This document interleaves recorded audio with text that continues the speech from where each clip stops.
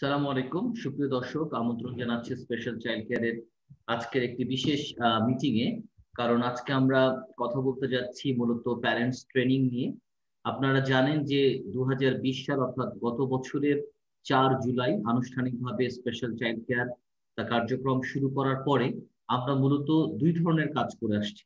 একটি হলো যে আমরা বিভিন্ন প্যারেন্টস এবং বিভিন্ন দেশের প্যারেন্টস এবং প্রফেশনালদের সাথে মিটিং করছি, যেগুলোতে সাধারণত প্যারেন্টসরা উপস্থিত থাকেন এবং তাদের বাচ্চাদের ব্যাপারে প্রশ্ন করে থাকেন। আরেকটি যে কাজটি করেছি আমরা এ পর্যন্ত, সেটি হচ্ছে যে আমরা একটি প্যারেন্টস ট্রেনিং এর আয়োজন করেছিলাম, এবং যেটি দুটো ভাগে বিভক্ত, পার্ট 1 এবং পার্ট 2, এবং যার পার্ট 1 এর দুটি ব্যাচ এ পর্যন্ত সম্পন্ন হয়েছে, পার্ট 2 এর একটি ব্যাচ। তো সেই প্যারেন্টস ট্রেনিং নিয়ে অনেক প্রশ্ন রয়েছে অনেকের কাছে। অনেকে আমাদেরকে ইনবক্স করছেন, কল করছেন যে প্যারেন্টস ট্রেনিং এ সাধারণত কি হয় এবং সেখান থেকে কি শেখা যায়, আমার জন্য করা ঠিক হবে কিনা, অনেকগুলো প্রশ্ন তারা করে থাকেন। এর সাথে সাথে আরেকটি ব্যাপার যেটি রয়েছে যে এই যে 3টি ব্যাচ প্যারেন্টস ট্রেনিং শেষ করেছে, তাদের কাছেও আমাদের ফিডব্যাক চাওয়ার একটা ব্যাপার ছিল, যে আমরা জানতে চাই যে তারা কতটুকু জানতে পারলেন বা তাদের বাচ্চার ক্ষেত্রে তারা কাজগুলো করছেন কিনা। তো সেটাও আমাদের ট্রেনার জানতে চেয়েছেন। তো সবকিছু মিলিয়ে আমাদের আজকের এই পর্বটা, যেখানে আমাদের পার্টিসিপেন্টরা অর্থাৎ আমাদের ট্রেনিরা যেরকম জয়েন করেছেন, একইভাবে অন্যদের জন্য এটা ওপেন করা হয়েছে।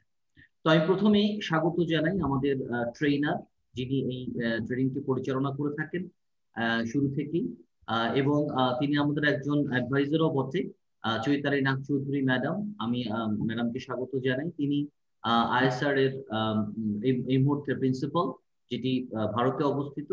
এবং তার কাছ থেকে আমরা মূলত ট্রেনিং এর বিষয়গুলো নিয়ে কিছুটা শুনবো, কথা শুনবো।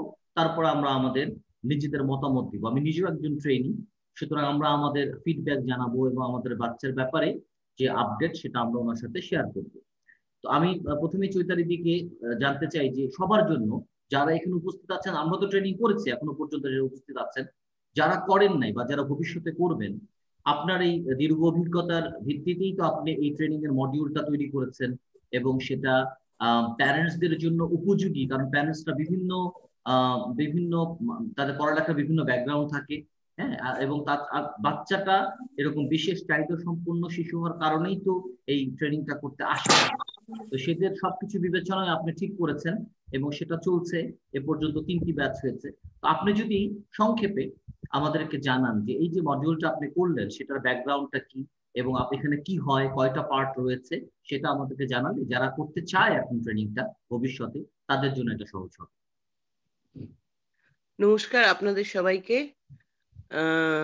3টে ট্রেনিং প্রোগ্রাম আমাদের সাকসেসফুলি রান করেছে। তো শাহিদ ভাই, তোমার সাথে আমার প্রথম আলোচনা হয়েছিল অ্যাওয়ারনেস নিয়ে। জি। তো সেই যখন অ্যাওয়ারনেসের কথা আসছে, তখন আমি ভেবেছিলাম যে পেরেন্টদের অ্যাওয়ার করতে হলে একটা পেরেন্ট ট্রেনিং প্রোগ্রাম অর্গানাইজ করতে হবে।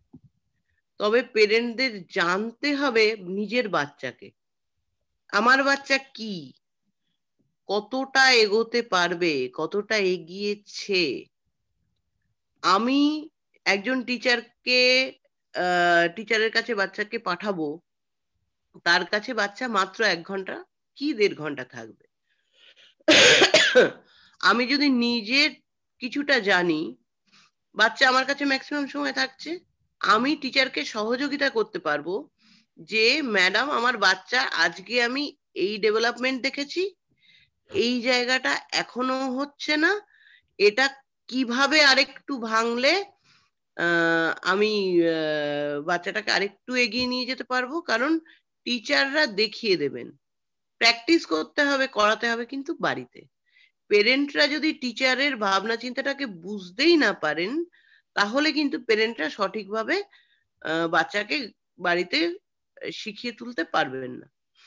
এই কথা ভেবে আমি দুটো জিনিস ঠিক করলাম, যে পেরেন্ট ট্রেনিং প্রোগ্রামটায় একটা চার্ট ফলো করে স্ট্যান্ডার্ডাইজ চেকলিস্ট কি করে মেজার করতে হয়, সেই মেজারমেন্টটা শিখিয়ে দিয়ে বাচ্চাকে অ্যাসেস করে পেরেন্ট নিজেই দেখবে যে কতটা বাচ্চা জানে, কতটা বাচ্চা জানে না। যেটুকু জানে ঠিক সেটুকু রেখে তারপরেই কি জানাতে হবে, তার একটা পথ দিশা যাতে পেরেন্টরা পায়। তাই জন্য চেকলিস্টের সহযোগিতায় সেই পথ দিশাগুলো পেরেন্টদের হাতে কলমে এই ট্রেনিং প্রোগ্রামে শেখানো হলো। আর একটা হচ্ছে, পথদিশা জানলে তো হলো না, আমার বাচ্চাকে শিখিয়ে তুলতে হবে। কিভাবে শেখাবো? ছোট ছোট টাস্কে একটা কাজ ভেঙে সেই ছোট ছোট টাস্কের একটা একটা পোর্শন বাচ্চাকে শিখিয়ে আস্তে আস্তে হোল টাস্কটাকে শিখিয়ে তুলতে পারবো আমরা। এই যে মেথডটা, এই টাস্ক অ্যানালিসিসটা আমি শেখালাম, এই ট্রেনিং প্রোগ্রামে রাখলাম পেরেন্টদের জন্য। কারণ পেরেন্টরা যাতে ছোট ছোট করে একটা কাজকে ভাঙতে শেখে, ভেঙে বাচ্চাকে একটা একটা পার্ট শেখাতে শুরু করে। একটা সময় দেখা যাবে পুরো কাজটাই বাচ্চা খুব তাড়াতাড়ি শিখে ফেলেছে। তো এটা একটা হলো, টাস্ক অ্যানালিসিসটা একটা হলো। আরেকটা হচ্ছে বাচ্চাকে কিভাবে করানো হবে, রাইটিং স্কিল, রিডিং স্কিল, এই সমস্ত সোশ্যাল, পার্সোনাল, লেজার টাইমে বাচ্চা কি করবে, কিভাবে সারাদিনের একটা রুটিন ফ্রেমওয়ার্ক আমরা তৈরি করব, তার মধ্যে বাচ্চার যে গোলগুলো নেওয়া হয়েছে সেই গোলগুলো ওই রুটিন ফ্রেমওয়ার্কে ফেলে সারা দিনের মধ্যে বাচ্চাকে কিভাবে প্র্যাকটিস করাবো, এই টোটাল টেকনিকগুলো ছোট ছোট ওয়েতে আমরা এই দুটো পার্টে শিখিয়েছি। প্রথম শিখিয়েছি এমডিপিএস, মাদ্রাজ ডেভেলপমেন্টাল চেকলিস্ট, যেটা হচ্ছে স্ট্যান্ডার্ডাইজ চেকলিস্ট অল ওভার বাচ্চাদের জন্য। যেহেতু চেকলিস্ট করার অভ্যেস পেরেন্টদের কম, সেহেতু একটা ইজিয়েস্ট চেকলিস্ট এবং অল ওভার ডেভেলপমেন্টকে নিয়ে ভাবে, তো ওই জন্য এই চেকলিস্টটা আমি নিয়েছি। এবং পার্ট ওয়ানে এমডিপিএস ধরেই অ্যাসেস করা, করে গোল সিলেক্ট করা এবং গোল সিলেক্ট করে টাস্ক অ্যানালিসিস করে সেটাকে কাজ করা, এই জায়গাটা পার্ট ওয়ানে শেখানো হয়েছে। এবং পার্ট ওয়ানে যখন বাচ্চারা মানে পেরেন্টরা এই এমডিপিএস চেকলিস্টে ইউজ কি করে করতে হয় সেটা শিখে ফেলেছেন, তখন আমরা পার্ট টুতে একটু মানে একটু কমপ্লিকেটেড চেকলিস্ট, যেটা হচ্ছে ফাংশনাল অ্যাসেসমেন্ট চেকলিস্ট, বয়স উপযোগী যে চেকলিস্টটা, সেই চেকলিস্টটা তাদের শেখানো হলো। কারণ আমার বাচ্চার বয়স উপযোগী কি কি কাজ হতে পারে, সেই বয়স থেকে সেই বয়স মানে বয়সের মধ্যে কি কি কাজ আমাকে শিখিয়ে তুলতে হবে, কোন কাজটার পরে কোন কাজটা করাবো, তবে আমি অল ওভার ডেভেলপমেন্ট দেখতে পাবো। এই জন্য আমরা ফাংশনাল অ্যাসেসমেন্ট চেকলিস্টের সহায়তায় এই জায়গাগুলো শেখালাম। টাস্ক অ্যানালিসিসটা আগেই মানে পার্ট ওয়ানে শিখেছিল, পার্ট টুতে গিয়ে টাস্ক অ্যানালিসিসটা আরো ক্লিয়ার করে পেরেন্টরা শিখতে পেরেছে। এবং তার জন্য মোটামুটি ওরা ওইভাবে কাজ করেছে, কিভাবে 1 মাস এর গোল নেব, কিভাবে 2 মাসের গোল নিয়ে এগোবো, এইভাবে কাজগুলোকে শিখিয়ে তোলার চেষ্টা করা হয়েছে। এবার বলো। তো দিদি, একটা জিনিস মানে ব্যাকগ্রাউন্ড যেটা ছিল বা লজিক যেটা ছিল বা যেটাকে আমরা একাডেমিক ভাষায় র্যাশনাল বলতে পারি, যে র্যাশনাল ছিল এই ইয়েটার ট্রেনিংটা, সেটা তো এরকম যে আমি যেরকম আমি নিজে একজন প্যারেন্ট এবং আমি প্রায় 7 বছর ধরে জানি যে আমার বাচ্চা ডায়াগনোস হয়েছে প্রায় 7 বছর আগে, এবং তাকে নিয়ে আমি বিভিন্ন জায়গায় যাচ্ছি, বিভিন্ন স্কুলে গিয়েছি বা ঢাকাতে। তো আমার যে অভিজ্ঞতা, যে আমার যেটা মনে হয়েছে যে একটা বড় ধরনের গ্যাপ আছে, যে প্যারেন্টসরা অনেক কিছু আমরা জানি না, যেটা আমার সাথে পরবর্তী অনেকেই একমত হয়েছেন যাদের বাচ্চার বয়স তো আরো বেশি, আমার বাচ্চার চেয়েও বেশি বয়স, আমরা জানি না। তো এবং সেটা আমরা জানার চেষ্টা করছি, শুরু করেছি আর কি, যে মানে বাচ্চার কাজগুলো আমাদের একটা ধারণা ছিল যে বাচ্চাকে স্পেশাল স্কুলে দিতে হবে, থেরাপিস্টের কাছে দিতে হবে, বাসায় হয়তো টিচার রাখতে হবে, দ্যাটস ইট। মানে আমার বাসায় তেমন কোনো কাজের কোনো দরকার নাই, আমি চেষ্টা করব এর জন্য যে পরিমাণ অর্থের যোগান সেটা আমি যোগানটা যেন আমি দিতে পারি, এরকম একটা গ্যাপ ছিল। কিন্তু এই কাজটা করে দেখা যাচ্ছে অনেকে এক বাক্যে স্বীকার করছেন যে এটা করে লাভ নাই, মানে এটা নিয়ে এটা দিয়ে ম্যাক্সিমাম বেনিফিটটা বা আউটপুটটা বা ইয়েটা আসে না, আউটকামটা আসে না। তো সেখান থেকে আমাদের মূলত যাত্রা শুরু, যেটা আপনার সাথে আমার কথাবার্তা বলে আমরা সিদ্ধান্ত নিয়েছিলাম যে প্যারেন্টস ট্রেনিংটা প্রয়োজন। তো আপনি যে চেক লিস্টের কথা উল্লেখ করলেন, এটা নিয়ে অনেক সময় প্রশ্ন ওঠে এবং সেটাও তো আমরা প্রত্যেকটাই 3টা চেকলিস্ট, চ্যাট থেকে শুরু করে এমডিপিএস, এফএসসিপি সবই তো আপনার স্ট্যান্ডার্ডাইজ চার্ট লিস্ট, এবং সেগুলো আমরা ফলো করছি। এবং বিশেষ করে এমডিপিএস তো খুবই এক্সটেন্ডেড একটা চার্ট। যখন আমরা ওটা করে ফেলি 360টা পয়েন্ট 18টা ডোমেইনে যখন আমরা করি, তখন মূলত বাকির আর তেমন কিছু থাকে না, তাই না? আরেকটা প্রশ্ন উঠেছে, যেহেতু আজকের সেশনটা অনেক কিছুর ফিডব্যাক, আরেকটা প্রশ্ন উঠেছে যে আদৌ এই চেকলিস্ট গুলো প্যারেন্টসদের জন্য উপযোগী কিনা। কিন্তু আমরা যখন কাজ করেছি, আমি অন্যদের সাথে কথা বলবো পরে আমাদের এই পার্টটার পরে, আমি যেহেতু সবগুলোর সাথে ছিলাম, আমি তো কোনো সমস্যা বোধ করি নাই মানে করতে। হ্যাঁ, কারণ অবশ্যই আমরা একটা মাঝামাঝি জায়গা থাকার চেষ্টা করেছি, যে প্যারেন্টস হিসেবে যতটুকু আমাদের জানা দরকার। আমরা কিন্তু খুব গভীরে একেবারে আপনার নিউরোলজিক্যাল বিষয়গুলোতে যাচ্ছি না, যেগুলো হয়তো আমার পক্ষে জানা সম্ভব না, আমি পারবো না সেই টার্মস বা এগুলো। আবার আমরা থেরাপির একেবারে গভীরেও যাওয়ার চেষ্টা করছি না, প্রশ্নই ওঠে না, কারণ সেটার জন্য হয়তো যারা 4-5 বছর ধরে পড়ালেখা করছে। মাঝামাঝি একটা জায়গা থেকে সবচেয়ে বড় কথা যে মানে এই যে অবজারভেশন পাওয়ারটা, যে আমার বাচ্চাকে আমি এখনো চিনতাম না 7 বছর হলো, ওর কাজগুলো আমি বুঝতাম না। আপনি বারবারই একটা কথা বলেছেন যে প্রথম কাজটা হবে যে অবজারভেশন পাওয়ার বাড়ানো। আমরা কিন্তু একজন একজনের বাচ্চাকে দেখেছি, হ্যাঁ, অ্যাসেস করেছি, তারপরে আমার বাচ্চা কিভাবে কাজ করতে হয়, কিভাবে কাজগুলো ভাঙতে হয়। হ্যাঁ, তো আমাদের বাচ্চাদেরকে নিয়ে যে প্রফেশনালরা কাজ করেন, তাদের কাজগুলো অন্তত পক্ষে আমরা একটুখানি বুঝতে পারি এখন, আগের তুলনায় বেশি বুঝতে পারি। বলছি না যে আমরা তাদের মতো কাজ করতে পারি, সেটা কখনোই পারবো না। মানে এটা আসলে তারা রিপ্লেসমেন্ট না, আমরা কখনো তাদের রিপ্লেসমেন্ট হবো না।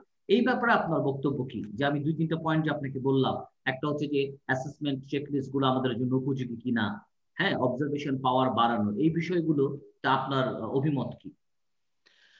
প্রথম প্রশ্নের উত্তর দিই যে অ্যাসেসমেন্ট চেকলিস্ট গুলো উপযোগী কিনা।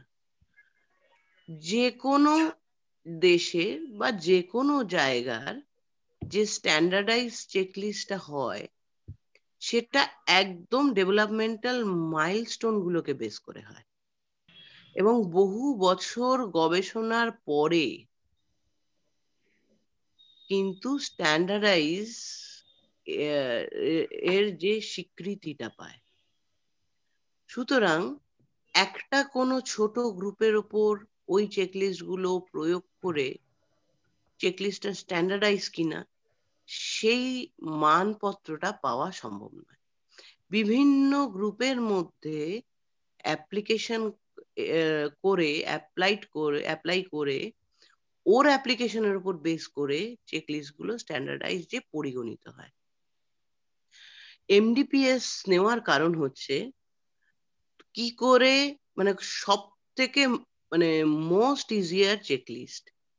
কারণ চেকলিস্ট নিয়ে কাজ করার অভ্যেস প্রফেশনালসদের রয়েছে। যখন পেরেন্টদের মধ্যে চেকলিস্টটাকে ইন্ট্রোডিউস করা হচ্ছে, যে প্রফেশনালরা কিভাবে কাজ করেন, তাদের জায়গাটা পেরেন্টদের বুঝতে হবে।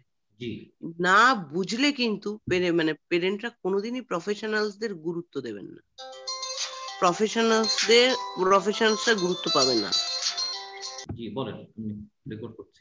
এখন যখন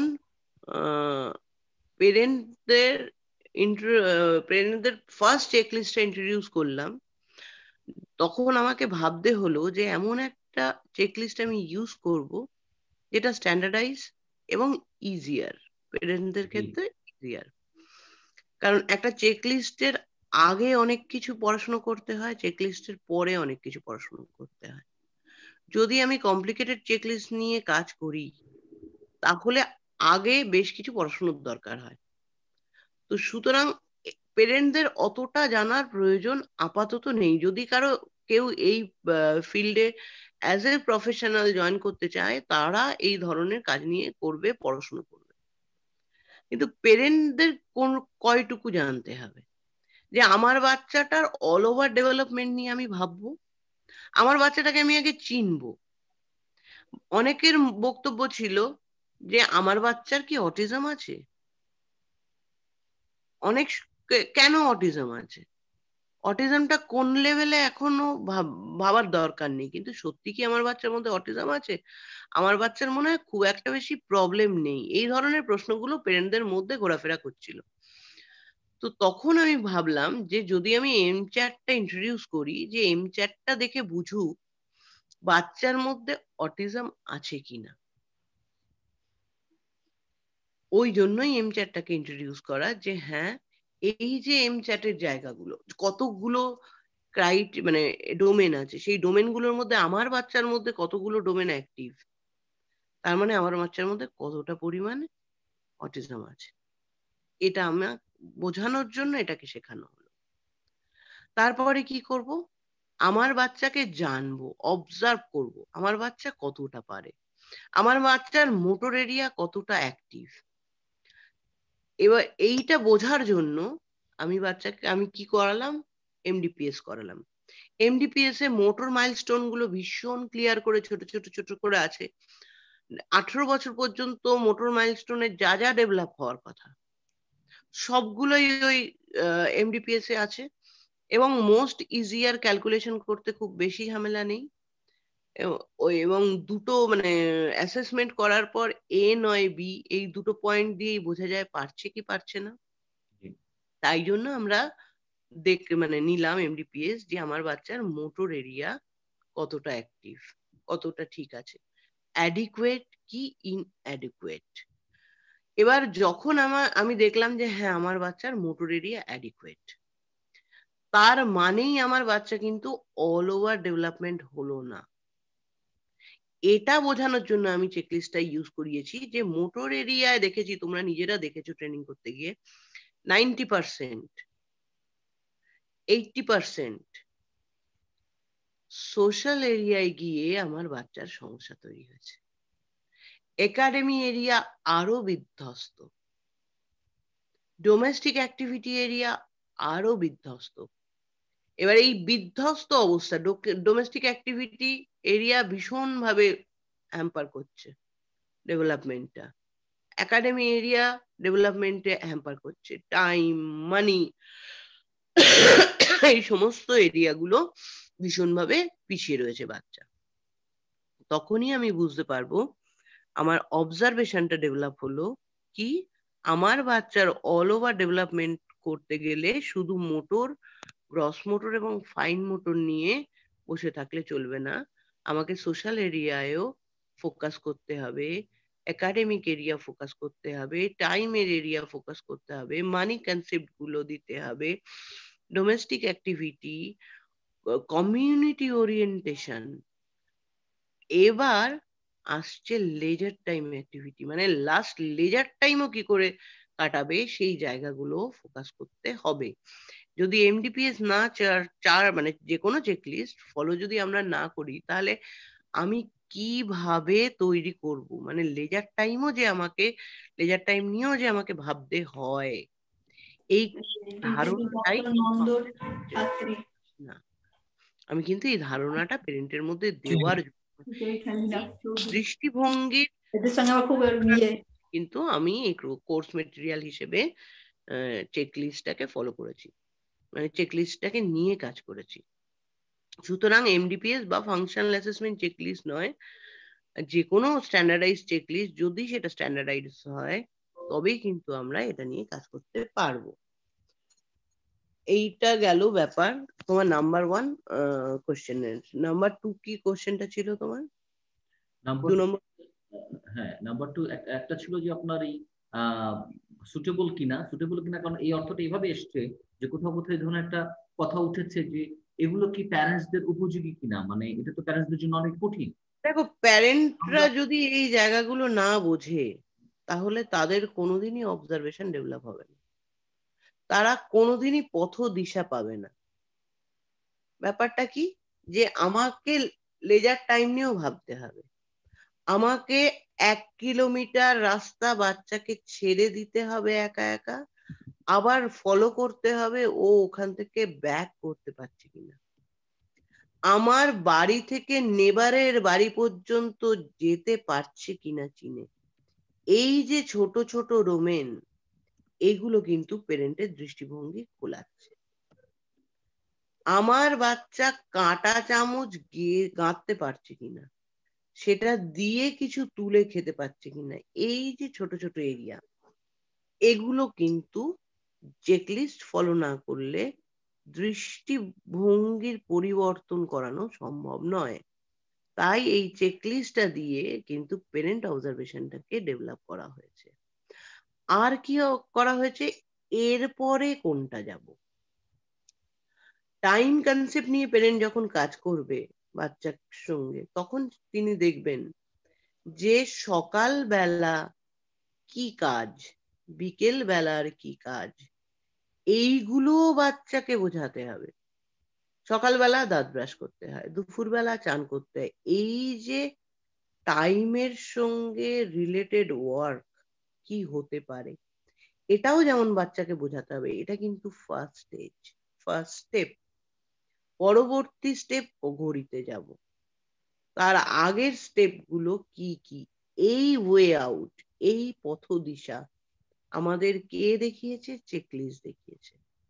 পেরেন্টকে কিন্তু জানতে হবে কোন পথ দিয়ে আমরা বাচ্চাকে এগিয়ে নিয়ে যাব। তাই জন্যই কিন্তু চেকলিস্ট একটা সুটেবল মেথড, যার মাধ্যমে পেরেন্টরা বুঝতে পারবে এর পরের পথটা কোনটা, তারপরের পথটা কোনটা, তারপরের পথটা কোনটা। এরম ভাবে যে চলতে চলতে যখন 18 বছর বয়স হবে, একটা একটা করে কাজ উঠে গেলে বাচ্চা অ্যাটলিস্ট একটা স্টেবল লেভেলে যেতে পারে।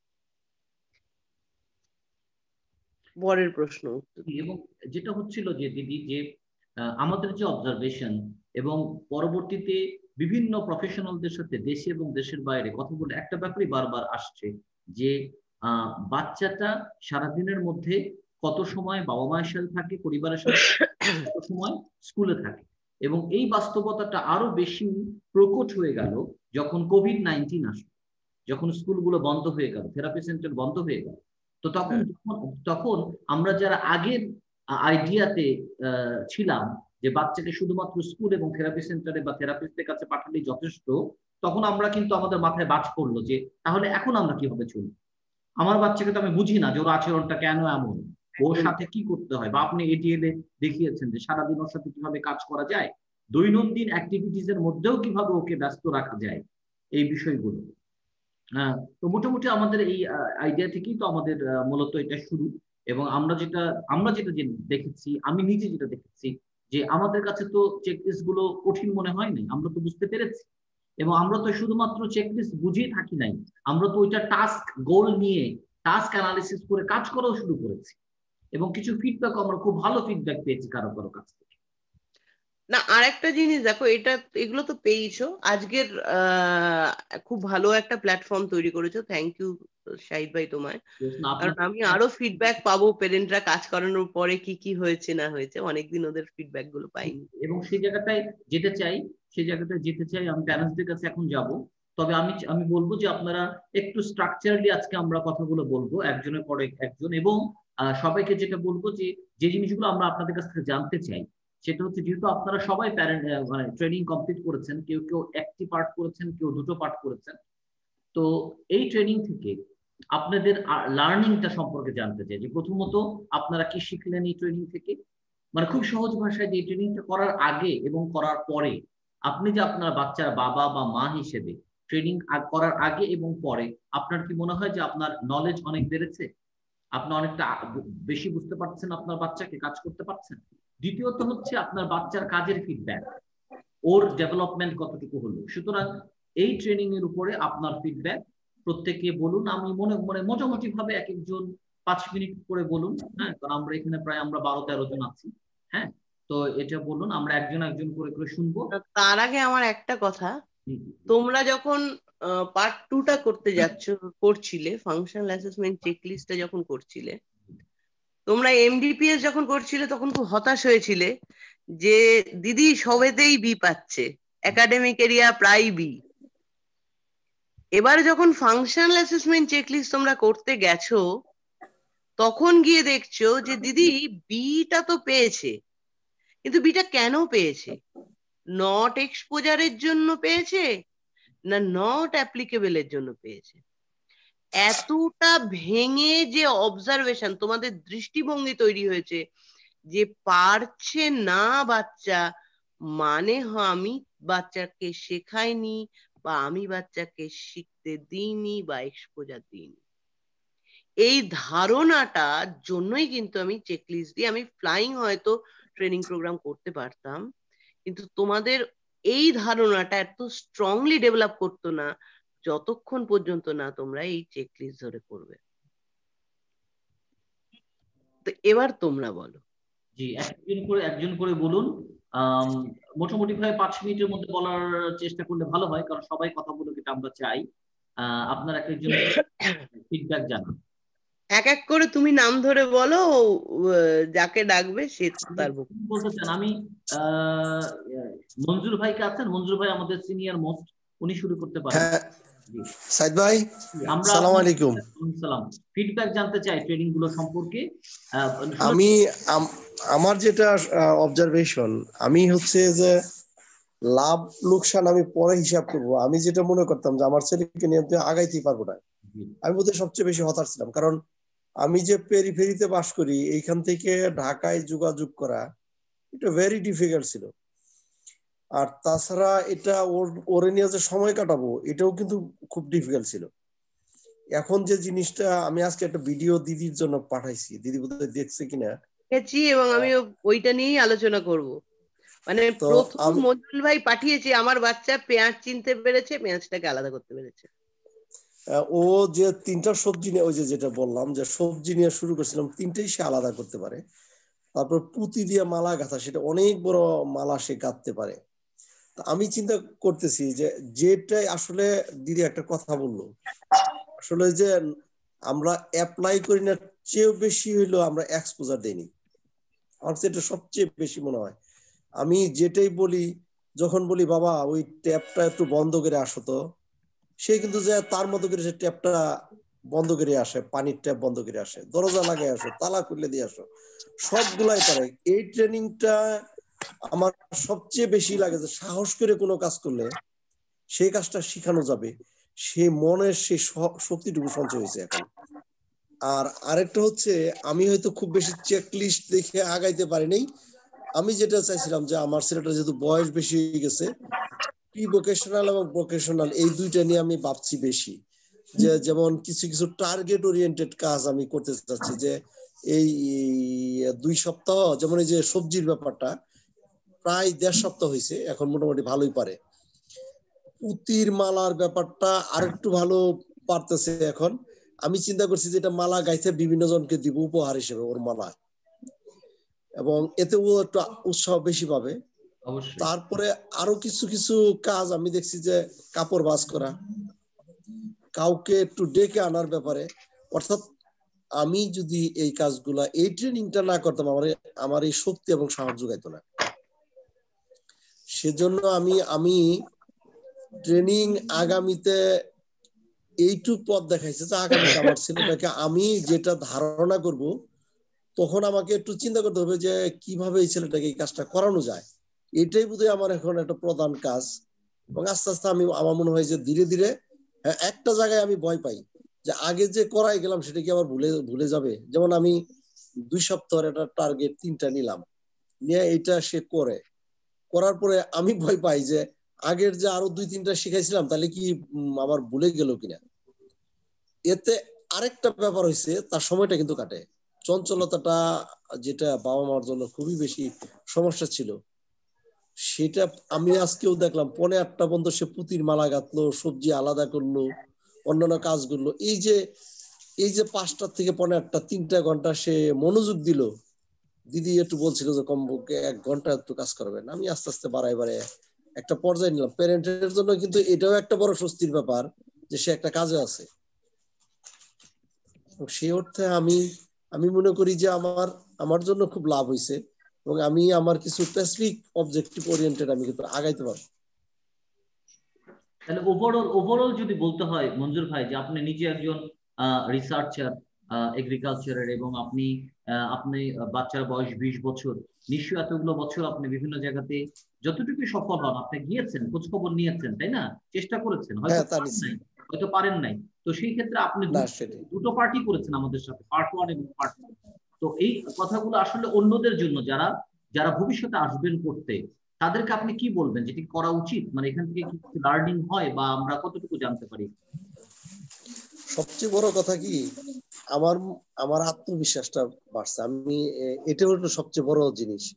এক সময় মনে করতাম যে ওই যে যে জিনিসটা খুব বেশি মনে পড়তো, ওই যে এটা বলতে উনি নন্দ স্যার না প্রফেসর কৃষ্ণ, হ্যাঁ উনি যেটা বলতেছিল, হ্যাঁ তাই না, ওই যে লাস্ট যে ওনার কিন্তু একটা কথা আমার কাছে খুব ভালো লাগছে। আমরা অনেকেই এই কথাগুলা বলি যে আল্লাহ আমার মৃত্যুর আগে যেন আমার এই সন্তানটি, এই কথাগুলো বলি না, বলি কিন্তু কষ্টের জন্য, যে আমি মারা গেলে কে দেখবে, এটা কিন্তু এই কথাগুলোর জন্য কিন্তু আমরা সেটা বলি।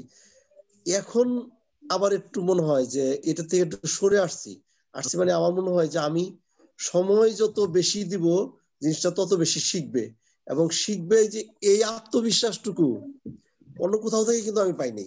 বহু জায়গায় আমি গেছি এবং বহু বাংলাদেশের প্রফেশনাল লোকজনের সঙ্গে আমি কথা বলছি, বহু সাইকিস্টের সঙ্গে আমি গেছি, যে কথা বলে দেখছি, খুবই কম সময় দিছে। আর এটা হলো যে প্র্যাকটিক্যালি আমার ছেলেকে আমি শিখাবো, মানে আমি শিক্ষক।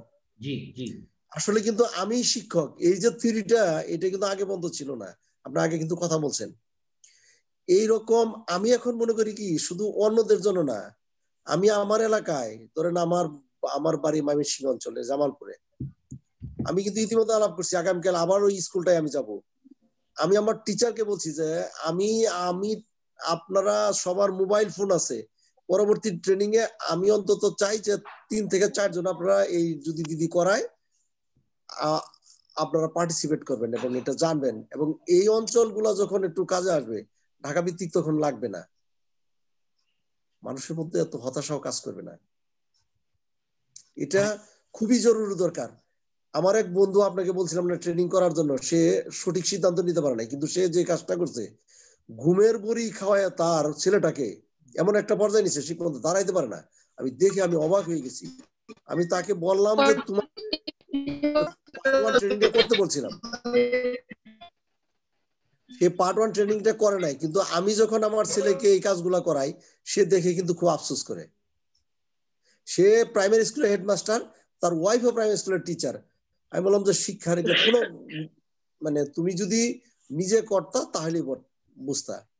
আমার মনে হয় কি এই ট্রেনিংটা কিভাবে আরো কন্টিনিউ করা যায়, দিদি যদি রাজি থাকে এবং সাইদ ভাই যদি কোঅর্ডিনেট করে, আমরা এটাকে আরো বেশি বেশি প্যারেন্টদের জন্য উপযোগী করে শক্তি এবং সাহস সঞ্চয়ের জন্য এই কাজটি আমাদের করে যেতে হবে। জি, অনেক ধন্যবাদ ভাই আপনার ফিডব্যাকের জন্য। আমরা আবার হয়তো ওভার আলোচনায় আবার আসবো। আমরা এরপরে কে বলবেন? এরপরে অন্য কারোর কাছ থেকে আমরা ফিডব্যাক চাই যে আপনার অভিমত কি। মিথিলা আছেন? মিথিলা বলতে চান?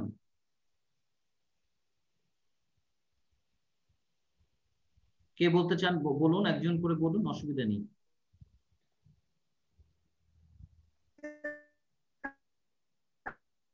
হ্যালো,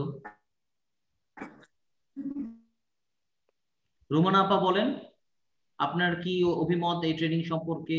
কতটুকু জানলেন বা আপনার কি মনে হয় করা উচিত কিনা? আসসালামু আলাইকুম সাইদ ভাই। দিদি নমস্কার, কেমন আছেন? ভালো আছি, তুমি কেমন আছো? আমি দিদি ভালো আছি। দিদি মাঝখানে সাইদ ভাইকে বলছিলাম আসসালামু আলাইকুম সাইদ ভাই, আমি জি জি আমি আছি। আচ্ছা, আপনি একটু থাকেন, রুমানা আপা। হ্যাঁ দিদি, যেটা বলছিলাম যে আসলে ট্রেনিং চলার সময় আমাদের যে একটা মানে কাজ, আমরা ওই যে অ্যাসেসমেন্ট করা, একটা চাপের মধ্যে ছিলাম ওই সময়টা। তো ওই আপনার সাথে যখন নাকি আমাদের গ্যাপ হয়ে গেছে, গ্যাপ হয়ে যাওয়াতে যে আমরা রুটিন করেছি ওই রুটিন মতো কাজ করছি, কিন্তু আপনার সাথে যে ট্রেনিং চলাকালীন একটা চাপ ছিল ওটা একটু সত্যিকার অর্থে একটু কমে গেছে। এটা কিন্তু স্বীকার করি যে না, দিদি ধরবে কি কাজ করেছি, কত দূর করেছি, ওই একটা ভয় সবসময় কাজ করতো। যাই হোক, আমার কাছে খুবই ভালো লাগছে যে সাইদ ভাই আমাদের আবার সুযোগ করে দিয়েছে আপনার সাথে একটু কথা বলার জন্য। সাইদ ভাই এই পয়েন্টটা লিখে রাখো, বলছিলাম আসলে আমাদের দরকার সবাইকে চাপ দিয়ে এখনো রাখতে হবে। সেটাই বলছিলাম যে একটা রেগুলার ফিডব্যাক সেশন, রুমানা আপা আপনি বলছেন মিস করছেন, কোন আপনার ট্রেনিং এর সেশন গুলা মিস করছেন, তাই না? তাহলে মিস করছেন কেন? তার মানে এর মধ্যে ভালো কিছু ছিল, এটা কাজে লাগছিল। কারণ আজকের প্রোগ্রামটা অনেক ভালো কিছু, মানে আমরা আজকে প্রোগ্রামটা দুইটা কাজ আছে, দুটো ফাংশন। একটা হচ্ছে আমরা যারা করেছি আমাদের ফিডব্যাকটা কি, আমাদের বাচ্চাদের ক্ষেত্রে মানে সংক্ষেপে কি ফিডব্যাক, আর দ্বিতীয়টা হচ্ছে যে যারা এরপরে করতে চান, যারা করবেন, কি মনে হয় রেকমেন্ড করেন অন্যদের জন্য? আমি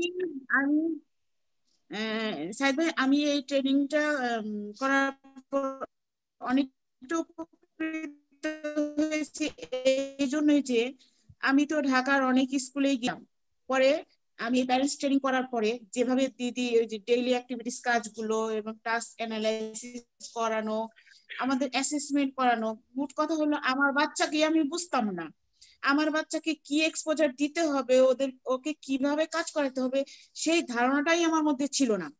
আর আমরা মনে করতাম হয়তো এই স্কুলে যেটা করায় সেটাই আমি কি করব, আমার কি করণীয় আছে, আমি নিজের মতো করেই চলতাম, হয়তো বা একসময় খাওয়াতাম, একসময় মানে কাউকে দিয়ে গোসল টোসল করাতাম, বা বাসায় যে টেক কেয়ারের দায়িত্ব আছে সেই করাইতো। কিন্তু আসলে আমরা অনেকটাই পিছিয়ে ছিলাম। দিদি আমাদের হাতে ধরে যেভাবে শিখিয়েছে, এখন যেভাবে কাজ করছি, এখন দেখছি যে না, আল্লাহর রহমতে আমার মেয়ে যেমন এখন ডিমের খোসা ছাড়াতে পারে, সে শরবত বানাতে পারে, শরবত গুলাতে পারে, সে চিনি পট্টা নিয়ে আসে, সে শরবত বানিয়ে যদি বলি আম্মুকে দাও, সে আম্মুকে চিনে। আমার বাসায় যে মানে কেয়ারিং করে, যে আমার বেবিটাকে ওর নাম ধরে বললে ওর কাছে চলে যায়, গ্লাসটা নিয়ে ওকে দিয়ে আসে, যদি বলি বাবাকে শরবতটা দিয়ে আসো, গ্লাসটা নিয়ে যায়।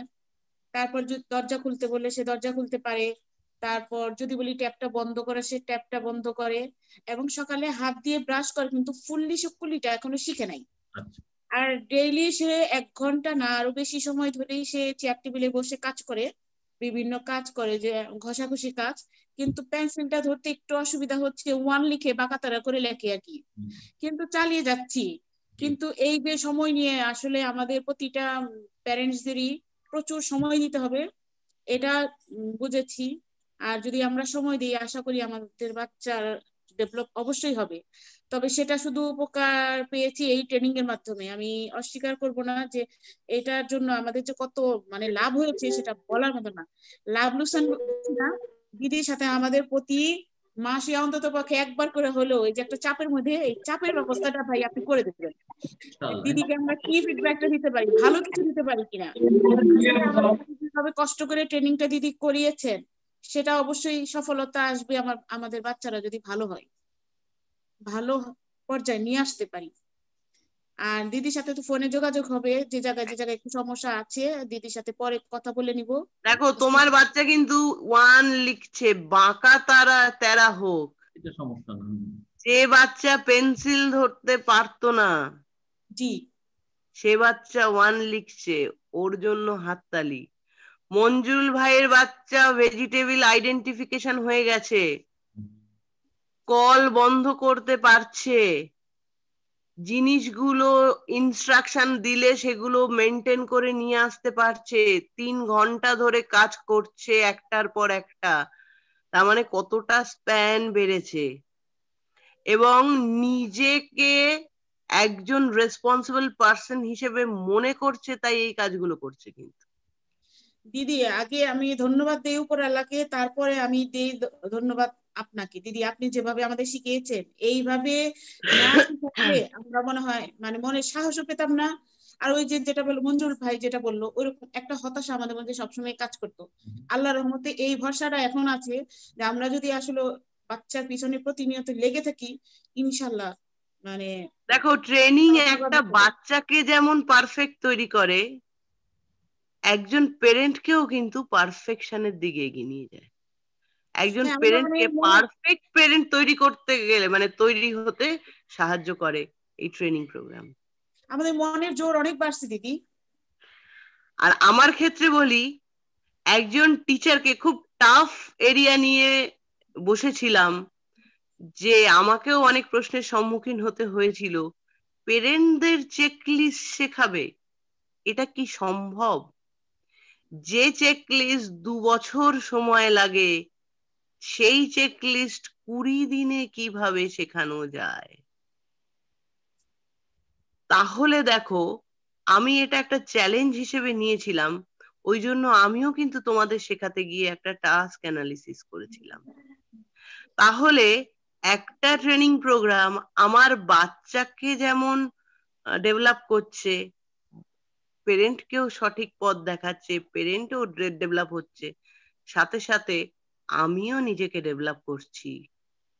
কিভাবে শেখাতে হয়, কেমন কোন পথে শেখাবো, এগুলো কিন্তু আমিও শিখছি তোমাদের কাছ থেকে। বলো। ধন্যবাদ দিদি।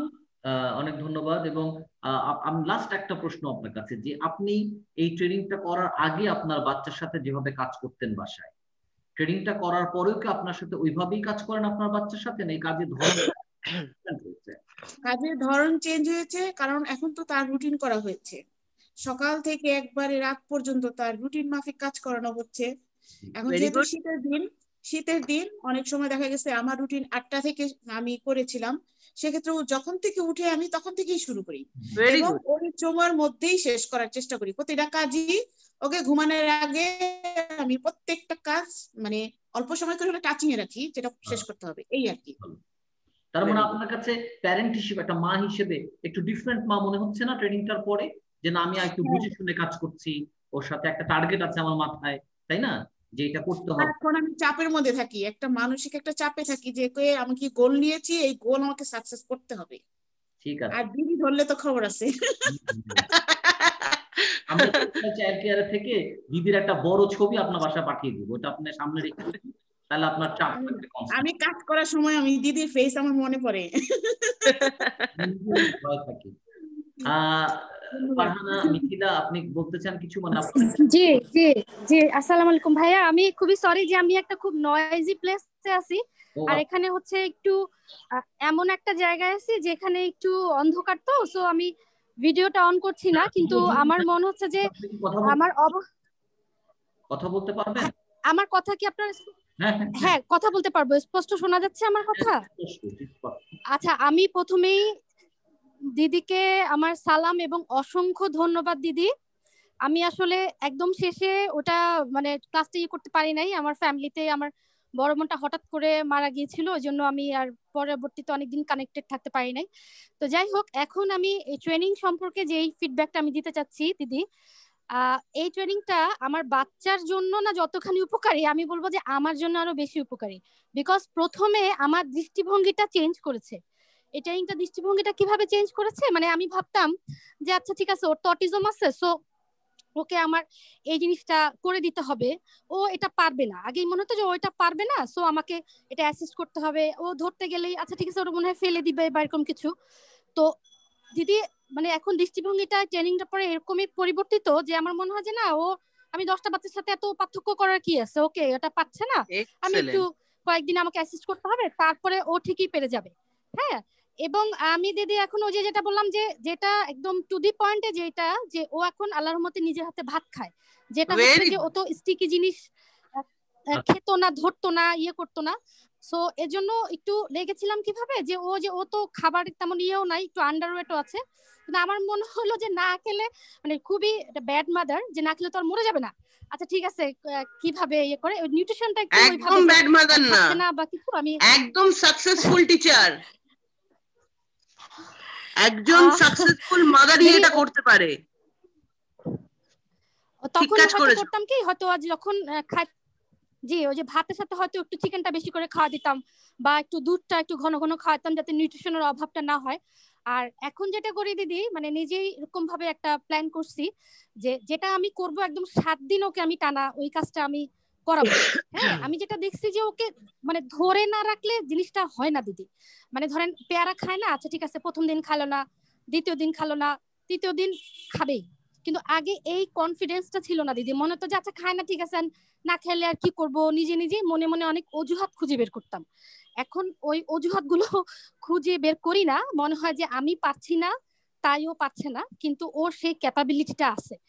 সো এটা যখন আমার দৃষ্টিভঙ্গির মানে পরিবর্তন হলো, তখন কিন্তু ওর মধ্যে আমি সেই জিনিসগুলা দেখতে পেলাম। যদি এখন আমি ধরেন আছি একটা প্রোগ্রামে আছি, এখানে অনেক মানুষ হ্যান ত্যান, তা আমি কিন্তু একদমই আলাদা, ওকে আমি ছেড়ে দিছি, লোকজনের ওখানে আসি। ধরেন আগে 14 বার যাইতাম ওখানে, যে কি করতেছে, ও কোনো আকাজ করতেছে কিনা, কি করলো না করলো। এখন মানে আলটিমেটলি যখন ছেড়ে দিলাম দেখি যে ও ওরকম ডিজাস্টার কিছু করে না।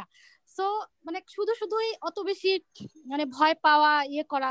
আর হচ্ছে তখন এটা ওই বাসার লোকজনকেও আমি শিখাইছি যে দেখো এইভাবে ভাবতে হবে যে ও অসুস্থ না, বা ওর সব কাজগুলো করে দিতে হবে তা না। হ্যাঁ, এবং মানে হয়তো বাইরে পাঠানোর ক্ষেত্রেও ওর মিসের সাথে বা আমি একটু ড্রাইভারের সাথে একটু ছাড়তেছি যে আচ্ছা ঠিক আছে একটু হাঁটবেই তো রাস্তা দিয়ে, বা একটু সেফলি, এটাও তো বোঝার দরকার আছে। মানে একটু এই জিনিসগুলো দিদি আসলে মানে অ্যাজ এ হোল আমি যদি কালেকটিভলি বলি, এটা হচ্ছে সত্যি একটা দৃষ্টিভঙ্গির একটা পরিবর্তন আর কি। যে এই দেখো এই চেকলিস্ট ধরে করিয়েছিলাম বলে তোমাদের দৃষ্টিভঙ্গির পরিবর্তন হয়েছে। হ্যাঁ, এবং আরো চেকলিস্ট কিন্তু তোমাদের পথ দেখিয়েছে। দিদি চেকলিস্টে একটা ছিল যে ফিস ফিস করে কথা বলা। হ্যাঁ, তো আমি আগে দেখতাম যে আমি যদি ফিস ফিস করে কথা বলি, ও আমাকে ফিস ফিস করে একটা অ্যান্সার দিতে পারে না। আমি এটা জানি যে ও ফিস ফিস বলতে পারে না। তো সেদিন আমি খুব অবাক হলাম, ও তো গান গায়, তো আমি ফিস ফিস করে গান গাচ্ছি, ও ওই গানটা আবার ফিস ফিস করে আমাকে শোনাচ্ছে। তা আমি বললাম তাইলে মনে হয় ওর একটু উন্নতি হয়েছে, বুঝছো। ওর বাবাকে বলতেছিলাম যে এটা তো একটা এমডিপিএস চেকলিস্টের একটা পিছনের দিকের একটা জিনিস, তাহলে মনে হয় ওর কিছু একটা ইয়ে হয়েছে বা কিছু। আর ওইটা দিদি ট্রেনিং এর মাধ্যমে এটা বুঝছি যে কখন ভোকাল দিয়ে ইনস্ট্রাকশন দিতে হবে, কখন আমি শুধু ইশারায় ইয়ে করব। এটার যে পার্ট বাই পার্ট, যেমন যে ব্রাশিং এর কথাটা আমি যে বলতেছিলাম, যে আমি দেখতেছি যে বছর খানেক ধরে মিস হচ্ছে ব্রাশটা ওর হাতে দিচ্ছে, এইভাবে পেস্ট লাগাও, এটা চলছেই। তো মানে ওকে ইন্ডিভিজুয়ালি কতটুকু পারে, বেশি পারে না কম পারে না কি, সেটা তো দেখার সুযোগই হচ্ছে না। তো আমি মিসকেও বললাম যে ব্যাপারটা কি আসলে এরকম, এখন তো আপনার এটা বলার কথা না ওকে, আপনি তো অনেকদিন ধরেই মিস এটা করছেন। তখন মিসও বললো যে হ্যাঁ, তো এটা আমি এটা তো তাহলে ওকে ছাড়তে হবে, যে আচ্ছা ঠিক আছে। এবং এইভাবে করে ওই যে একটু ফেডিং হয়ে যাওয়া, যেমন ওকে তখন ভাত দিয়ে পাশে দাঁড়ায় থাকি, তো এখন দেখি যে দূরে চলে গেল, আবার ডাকে, তখন দূর থেকে আমি বলি যে না একা একাই খেতে হবে, গোল্লা গোল্লা করে দিচ্ছি। এইভাবে দিদি এই যে আইডিয়াটা বা নিজে নিজে যে ইয়ে করা, এগুলা মানে ফিজিক্যাল প্রম্পটিং না করলে আসলে আমি ভার্বাল প্রম্পটিং এ যাচ্ছ, এটাই তো ডেভেলপ। হ্যাঁ, ভার্বাল প্রম্পটিং এ যাচ্ছি, এবং এটা করা যায়। ভার্বাল প্রম্পটিংটা আল্লাহর মতো ও ভালোই বুঝতে পারছে যে কি করা যাবে, কি করা যাবে না। ক্লুইং আসা মানেই সেই কাজটা ইন্ডিপেন্ডেন্ট প্রায় উঠে গেল। হ্যাঁ হ্যাঁ, ওইটাই আর কি দিদি। এখন যে ওই যে যেটা যদি ওই যে বিহেভিয়ারাল কিছু প্রবলেম বা কিছু, এখন হয়েছে কি দিদি, ওই কিছু জিনিস নিয়ে তো ব্যস্ত থাকতে হবে, বা কোনো কিছু আসলে সত্যি কথা বলতে তো তেমন করার কিছু নাই। কিন্তু ওর কিছু বেলুনের প্রতি খুবই ফ্যাসিনেশন, যে এখনো একটা বেলুন নিয়ে খেলছে। যেহেতু আমি এইখানে ইনভলভ, তখন আমি কি ওই জিনিসটা ওকে অ্যালাউ করি যে ওকে, বা আমি হয়তো অফিস থেকে আসছি, খুব টায়ার্ড লাগছে, ওকে দেখতে পারতেছে না, তখন ইউটিউবে আছে, ঠিক আছে তুমি তোমার কার্টুনের এগুলো দেখো। সামটাইমস ও একটু অ্যাডিকশনের অনেকক্ষণ ধরেই হয়তো বেলুনটা দিয়ে খেলে, বা কাগজ ছিঁড়ে বা ফ্ল্যাপিং করে, একটু গ্র্যান্ড করতে হয়। কারণ যদি ওই দেখা যায় যে আমিও একটু ইয়ে থাকি দেখে, মানে তখন খুবই মনে হয় যে হয়তো বা হাউস ওয়াইফ হলে আমি একদম ওর পিছে লেগে থাকতে পারতাম, যেহেতু এরকম টাফ একটা ডিউটি করি, এরকম পারি না। জানি না, কিছুটা সময় তো ওকে ওর মতো লেজার টাইম দিতেই হবে। সে সময় তুমি ইন্টারফেয়ার তো করবে না, করতে পারো না। সেটাই। আর ওই টয়লেট ট্রেনিংটা ও ইয়েতে ছিল তো দিদি, মানে ও এখন নিজেই ওই যে যেটা আর কি ফ্লাশ আর কি, এটা হ্যান্ড শাওয়ারটা দিয়ে করেই, কিন্তু ও আমাকে ডাকছে, ও মানে ডাকছে আর কি যে চুচু করবো। তখন আমি আবার দূর থেকে চেয়ার থেকেই বলি যে ঠিক আছে করো, হাতাটা গুটাও, এটা করো, মানে বারবার প্রম্পটিং দিচ্ছি, ও বুঝে ওর করতেছে। কিন্তু আমি যতক্ষণ না বলতেছি ততক্ষণ ইয়ে করতেছে না। তো এইটা থেকে হয়তো বা আরেকটু সময় লাগবে যে ও মানে একেবারেই নিজের থেকে মতো করে এটা বের হতে। আর রুমানা আপার মতো একটা কথা বলতে চাই দিদি, সত্যি কথা, ট্রেনিংটা যতদিন চলছে দিদি একটা টাইটনেস এর মধ্যে ছিলাম, এটা একেবারেই আপনার অবদান। বিকজ এটা মনে হলে ওই মনে হতো যে দিদি এই সময়টা এই কাজটা করতেছি, এটা তো দিদি অ্যালাউ করতো না, বা এটা করে দিচ্ছি, এটা তো স্বাভাবিক দিদি। আমরা যখন কোনো ট্রেনিং কিছু বা থাকি, তখন নিজেরা ওই স্কিলটা অন্যভাবে এরকম হবেই, এটা স্বাভাবিক। আর দিদি এটা মানে সত্যি আপনাকে ধন্যবাদ দিলে কম দেয়া হয় দিদি।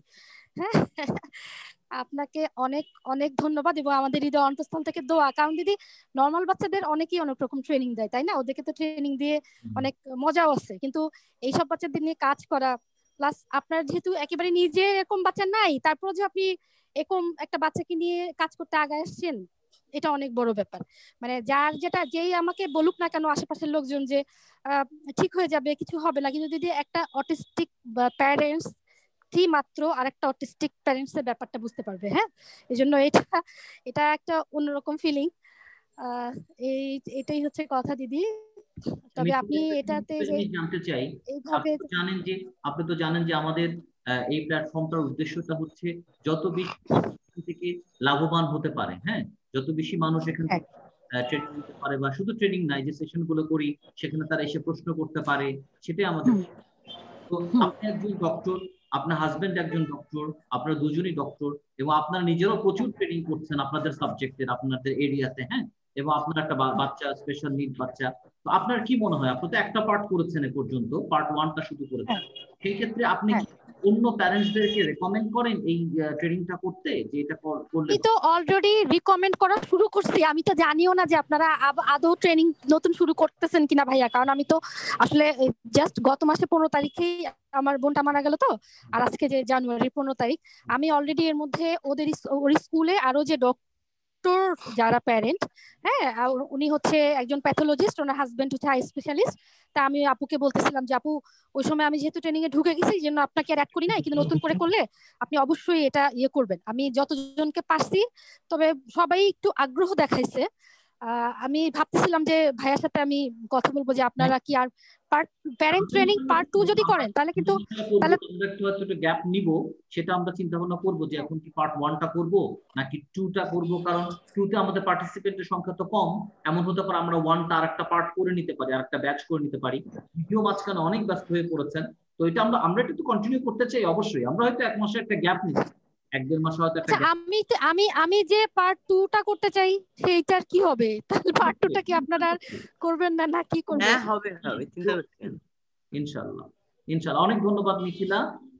আপনার দিদি আরেকটা কথা, আসলে আমি ধরেন কোনো একটা প্রবলেম বা কিছু পড়লে সামটাইমস আমার মনে হয় যে মানে আপনাকে একটু ফোন করি, কিন্তু হেজিটেট লাগে যে আপনি এমনিতেই এত ব্যস্ত থাকেন, তার মধ্যে আবার বিরক্ত হওয়া, এই জন্য দেখা যায় যে ঠিক আছে।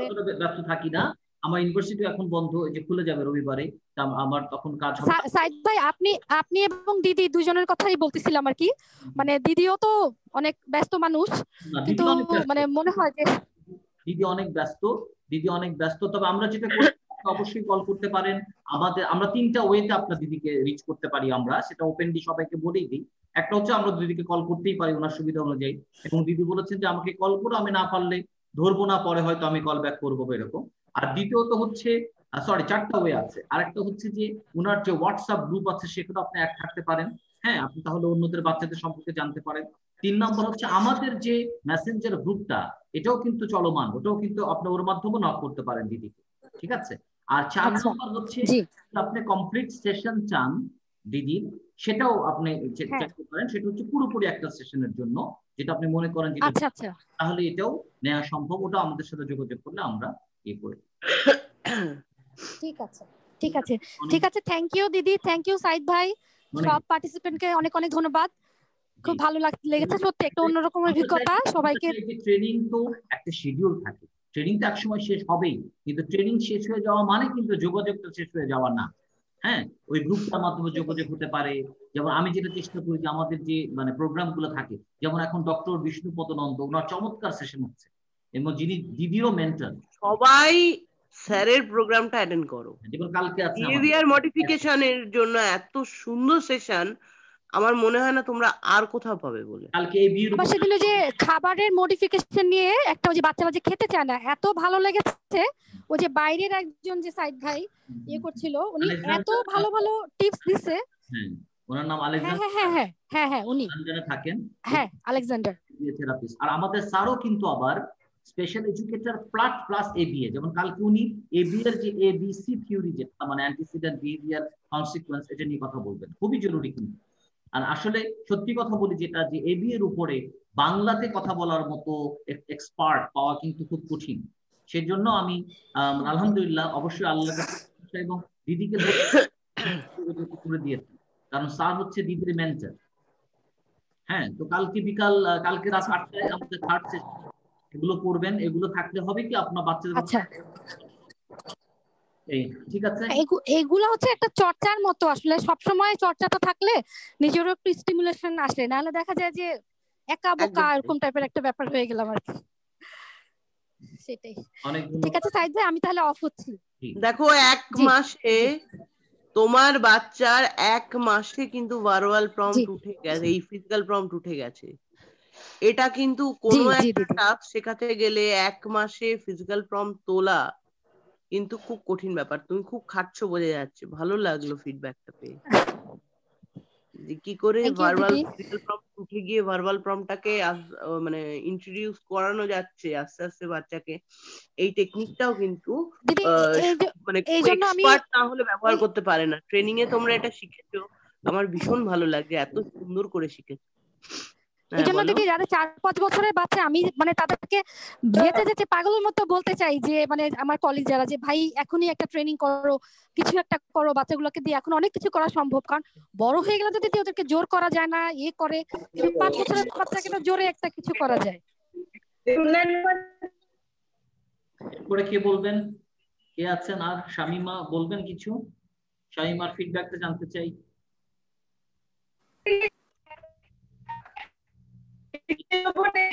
ইয়ে করেন, আনমিউট করেন মাইকটা। জি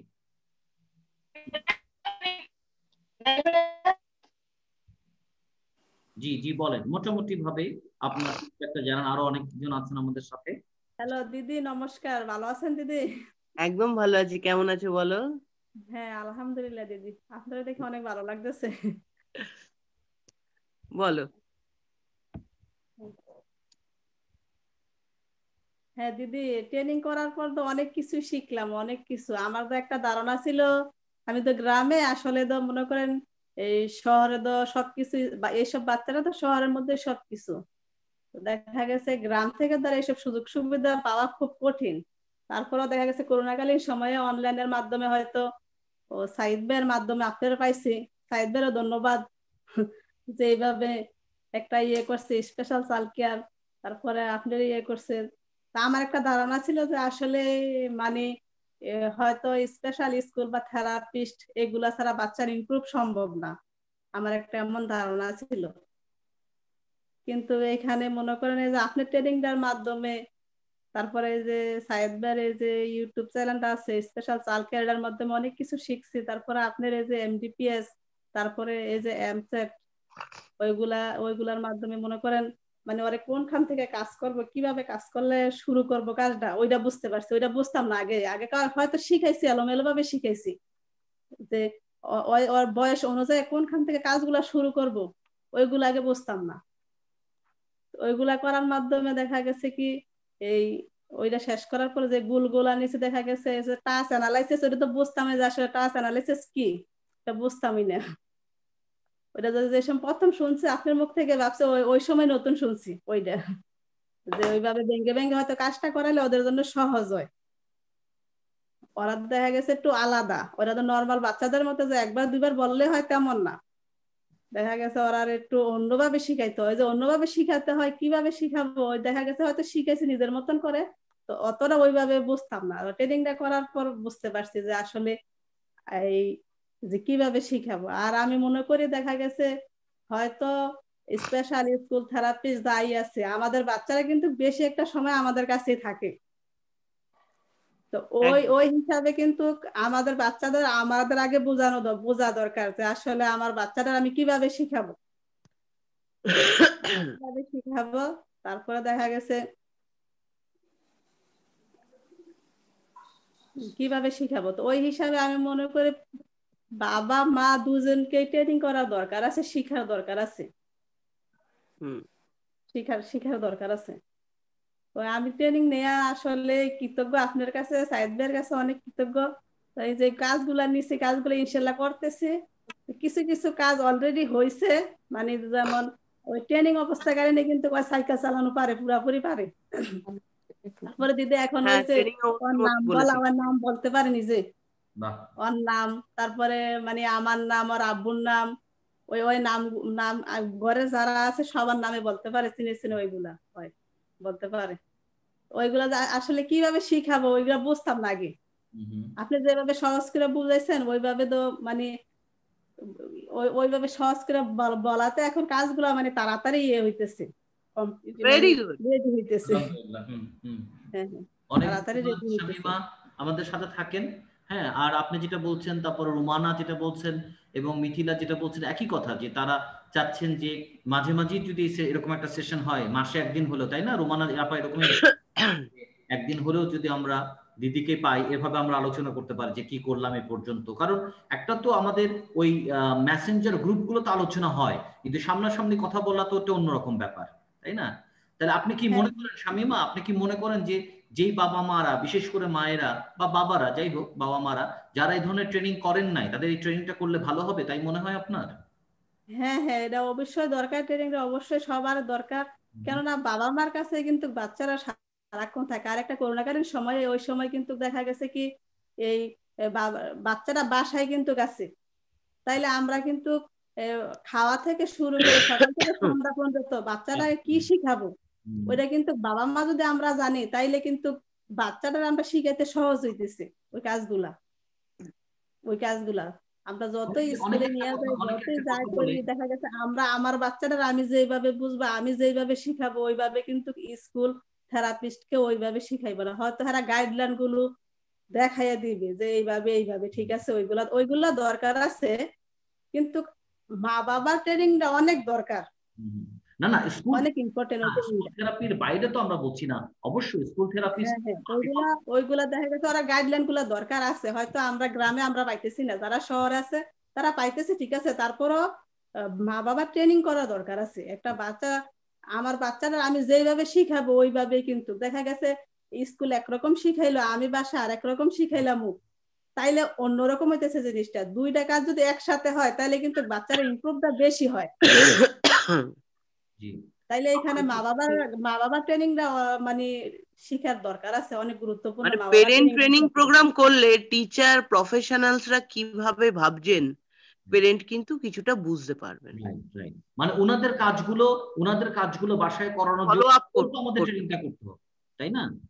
ওনাদের কাজগুলো তো বাসায় করাতে হবে, ওনাদের দেয়া হোমওয়ার্ক গুলো তো করতে হবে, এই হোমওয়ার্ক ফলো আপ গুলো। হ্যাঁ, দেখা গেছে যেমন আমরা নরমাল একটা বাচ্চা স্কুলে যে একটা ডায়েরি ফলো করি, এটা কিন্তু বাসায় আমরা কাজগুলো কমপ্লিট করি। তাইলে এই ক্ষেত্রে দেখা গেছে ওরার ক্ষেত্রেও তো দেখা গেছে স্পেশাল স্কুলে যে ওরার কাজগুলো আছে এগুলো তো বাসায় কমপ্লিট করতে হয়। তাহলে মা বাবারও এখানে দরকার আছে, ট্রেনিংটার মা বাবারও দরকার আছে। একটা আমরা নরমাল বাচ্চার ক্ষেত্রে দেখা গেছে মা বাবা যদি শিক্ষিত কম হয় তাহলে একটা প্রাইভেট রাখে, টিচার রাখে শেখানোর জন্য। আর স্পেশাল বাচ্চার ক্ষেত্রে তো সবসময় প্রাইভেট টিচার সম্ভব নয়, এক্ষেত্রে মা বাবাই বেশি দরকার। দেখা গেছে এটা সম্পূর্ণ আলাদা, যেমন টয়লেট ট্রেনিং, খাওয়ানো, গোসল করানো, এগুলা তো মা বাবা যেভাবে খেয়াল করবো মানে অন্য কেউ ওইভাবে খেয়াল করে না। তো এই ক্ষেত্রে দেখা গেছে মা বাবা ট্রেনিং করা মানে অনেক দরকার। আমি মনে করি এখানে একটা গুরুত্বপূর্ণ ভূমিকা রাখে মা বাবার ট্রেনিংটা। আর যাদের মা বাবা মনে হয় হয়তো ট্রেনিং প্রাপ্ত বা ট্রেনিং করা আছে, ওর বাচ্চারা আসলে আর দিদির কাছে করার পরে তো অনেক অনেক সাহস হয়েছে, অনেক সাহস। আমি তো এতটাই দুর্বল ছিলাম, সত্যি কথা বলতে আমি অসুস্থ হয়ে গেছিলাম আমার বাচ্চারা নিয়ে, কিন্তু এই যে সাইদ ভাইয়ের প্রোগ্রামটি দেখার পর অনেকগুলা প্রোগ্রাম আমি দেখছি, অনেকগুলা এগুলা মানে অনেক কিছু শিখছি এখান থেকে, অনেক সাহস পাইছি, অনেক কিছু শিখছি। তারপরে দিদিরে পাইয়া আরো পুরাপুরি সাহস হয়েছে, এখন আর টেনশন লাগে না, আল্লাহর রহমতে এখন আর একটু টেনশন লাগে না। এখন মানে এই বিশ্বাসটা আছে যে না আমি পারবো, ওই বিশ্বাসটা আছে, নিশ্চয়ই পারবে। আপনি কিন্তু শুরুর আগেও অনেক টেনশন ছিল যে আপনি আমাকে কল করেছেন, আমার ওয়াইফকে কল করেছেন, যেগুলো ইংরেজি আমি বুঝবো কিনা আসলে এই যে এমডিপিএস বা এমসেট এগুলো আমি বুঝবো কিনা। আসলে দিদি যেইভাবে সুন্দরভাবে মানে ইয়ে করে বুঝান ওইভাবে দেখা গেছে মানে হয়তো আমি জানি না মানে অন্যকে এইভাবে বুঝাইতে কিনা, তারপরে দিদির মতো করে মনে হয় পাইতাম না, অন্য জায়গায় হয়তো করলেও দিদি যেইভাবে সুন্দর করে দেখা গেছে একটা জিনিস না বুঝলে আবার দ্বিতীয়বার ইয়া করা, যদি বুঝতে পারতো যে জিনিসটা আসলে আমরা বুঝতেছি না, দ্বিতীয়বার আবার প্রশ্ন করতো। আসলে দিদিরা ধন্যবাদ দিয়ে শেষ করা যাবে না, দিদির কাছে কৃতজ্ঞ। আর আর ইনশাল্লাহ ওই দ্বিতীয় বেশটা তো করবো, কবে থেকে শুরু করবেন ওইটা আর কি? ইনশাআল্লাহ ওটা আমরা করবো একটু। ভাই তোমার প্রশ্নের উত্তর পেয়ে গেছো তো? চেকলিস্টটা পেরেন্টদের বোধগম্য হয় কিনা, তোমার এটা প্রশ্ন ছিল তো? না, এই প্রশ্নগুলো হয়েছে কারণ এই ধরনের কিছু কথা উঠছে, যে আমরা মনে করি সেটা উত্তরটা আমাদের প্ল্যাটফর্ম থেকে যাওয়া উচিত, এটা লজিকটা কি, কেন আমরা ব্যবহার করছি, এটাও তো জানাতে হবে। অনেক ধন্যবাদ শামীমা, আমরা আবার আসবো হয়তো মানে প্রসঙ্গত আলোচনায়। সোমা দেবনাথ, আপনার ফিডব্যাকটা জানতে চাই।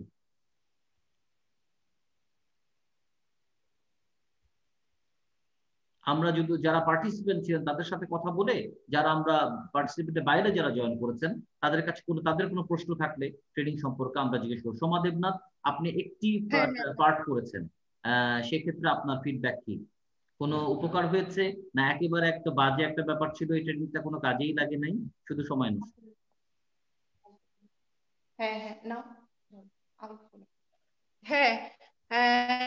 এই ট্রেনিং করে আমার ছেলে এখন অনেক ইনস্ট্রাকশন ফলো করছে। হ্যাঁ, অনেক সবজির মধ্যে থেকে ওকে যদি বলি আমাকে আলুটা দাও, ঠিক আলুটা বের করে নিয়ে এসে দেবে। তারপর বলবো যখন আমাকে এখান থেকে একটা বাটি দাও, এখন অনেক ইনস্ট্রাকশন ফলো করছে। দরজাটা বন্ধ করো, দরজাটা খোলো, কলিং বেলের শব্দ হলে পরে ছুটে যাবে দরজাটা খুলতে। আগে এগুলো কিছু বুঝতো না, এখন অনেক চাবির শব্দ, তারপর লক করা বলতে এখন মানে চেষ্টা করে আর কি ওই চাবির ফুটোটার মধ্যে ঢুকাতে, খুলতে, ঘোরাতে, আবার লকটা নিচে নামিয়ে খোলার চেষ্টা করছে, এখন অনেক কিছুই পারছে। তারপর এখন সাইকেল চালাতে পারে ফুল প্যাডেল করে। তারপর রাইটিং অনেকক্ষণ 1 ঘন্টা মানে রোজই 1 ঘন্টা মতো করানো হয়, এটা আগে বসতো না, এখন অসুবিধা করে না, 1 ঘন্টা মতো বসে লেখানো যায় ওকে। তারপর নাম্বার চেনে ও, কিছু কিছু নাম্বার যেখানে দেখে ও বলে। ওর আগে ওয়ার্ড ছিল না, সেরকম বলতো না, বডি পার্টস ও চিনতো না, এখন অনেক কিছুই চেনে, বডি পার্টস চেনে, বলে, দেখায়। তারপর ওয়ার্ড প্রায় 25টারও উপরে হবে ওয়ার্ড বলে ও এখন। এটা তো গেল বাচ্চার ডেভেলপমেন্ট, যেটা আমরা আগেও ফিডব্যাক গুলো পাচ্ছিলাম যে দিদি মাঝে মাঝে প্রশংসা করেন যে আপনার বিশেষ করে একাডেমিক সাইড অনেক ডেভেলপ করেছে ওর আগে। প্রথম দিনে ট্রেনিং এ সময় একটা বক্তব্য ছিল, আমি বলেছিলাম বসে এই কাজটা করাবে, ও তখন বলেছিল বসেই না তো, বসেই কাজটা করাবো কি করে? ঠিক তাই, হ্যাঁ। তখন আমি বলেছিলাম দেখি কেন বসে না, কেন বসছে না।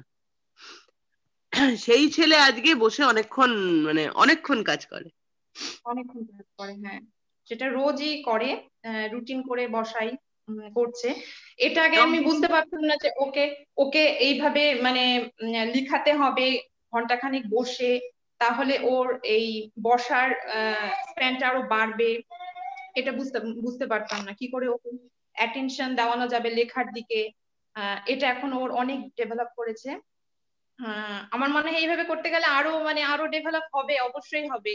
এখন আমার কনফিডেন্স লেভেল অনেক বেড়ে গেছে যে ওকে দিয়ে আরো অনেক কাজ করানো যাবে। এটা জানতে চাচ্ছিলাম যে প্যারেন্ট ট্রেনিং এটা, তাহলে আপনি একজন প্যারেন্ট হিসেবে, মা হিসেবে আপনার কি মনে হয় যে ট্রেনিংটার আগে এবং ট্রেনিংটার পরে আপনি অনেক বেশি জেনেছেন, বা আপনি এখন অনেক বেশি মানে আপনি জানেন আপনার বাচ্চাকে তো আগের চেয়ে বেশি?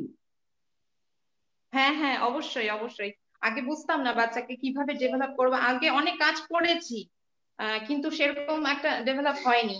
এখন ওকে কাজ করানোর পরে মানে এর সাইডেও অনেক কিছু ডেভেলপ করেছে। আগে যখন বাচ্চাকে নিয়ে বাইরেও যেতে পারতাম না পাবলিক প্লেসে, তারপর জানি না এখন এগুলো করাতে করাতে হয়তো ওই দিকটাও ডেভেলপ করে গেছে। এখন পাবলিক প্লেসে গিয়ে ও সবার সামনে বসে খাচ্ছে, তারপর সবার সামনে সবার সাথে গাড়ি করে যাচ্ছে, এখন কোনো রকম অসুবিধে করে না।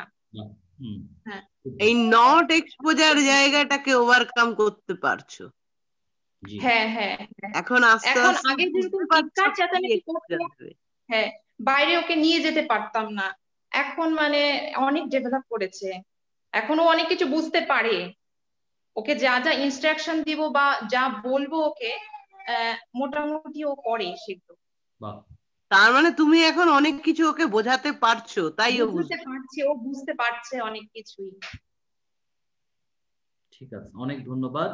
আমরা হয়তো আবার আসবো আপনার কাছে। থ্যাংক ইউ দিদিকে অনেক অনেক ধন্যবাদ। আর আপনাকেও এরকম একটা প্ল্যাটফর্ম করে দিয়েছেন আমাদের জন্য, আমাদেরকে এই সুযোগটা দিয়েছেন এই ট্রেনিং এর মাধ্যমে কিভাবে ডেভেলপ করা যায়। অনেক অনেক ধন্যবাদ। আপনারা যদি আমাদের সাথে থাকেন, দিদিরা যদি আমাদের সাথে থাকে, মানে প্রফেশনালরা যদি সাপোর্ট দেন, ইনশাআল্লাহ আমরা হ্যাঁ, একটা বুঝেছি, আপনাদেরকে ছাড়া যাবে না, আপনাদেরকে ধরে রাখতে হবে, রাখার পরিকল্পনা হচ্ছে। আগে তো আমি বলতাম একা, এটা হয়তো শুনতে খারাপ লাগলো, আসলে এই প্রোগ্রামটার মাধ্যমে আমি প্রমাণ করতে চাচ্ছি যে এটা আমার একার দাবি না, সবাই চাচ্ছে যেন দিদি চলে যেতে না পারেন আমাদের কাছে। অনেক ধন্যবাদ সোমা। ইয়াশ্রী বা মোমো আপা আপনারা আছেন? হ্যাঁ হ্যাঁ আছি ভাইয়া। আপনার ফিডব্যাক। হ্যাঁ, ওই দিদিকে বলতে চাচ্ছি, দিদি আমি তো ওই যে একটু সিক ছিলাম মাঝখানে, ওই যে সাইদ ভাইকে বলছিলাম আমি আসলে ওই পার্সোনাল কারণে আমি এই জন্য আপনাদের সাথে ওই জয়েন্ট কনভারসেশনে পার্টিসিপেট করতে পারি নাই। কিন্তু আপনাদের প্রত্যেকটা এপিসোডই আমি হলাম এই অনলাইনে আমি আর কি মানে হেডফোন দিয়ে আর কি আমি শুনতাম। তো আমি সেখান থেকে অনেক অনেক কিছু শিখছি, মানে সবার যে ওপিনিয়ন গুলি, এক একজনের সমস্যা শুনলে কিন্তু অনেক কিছু জানা যায়।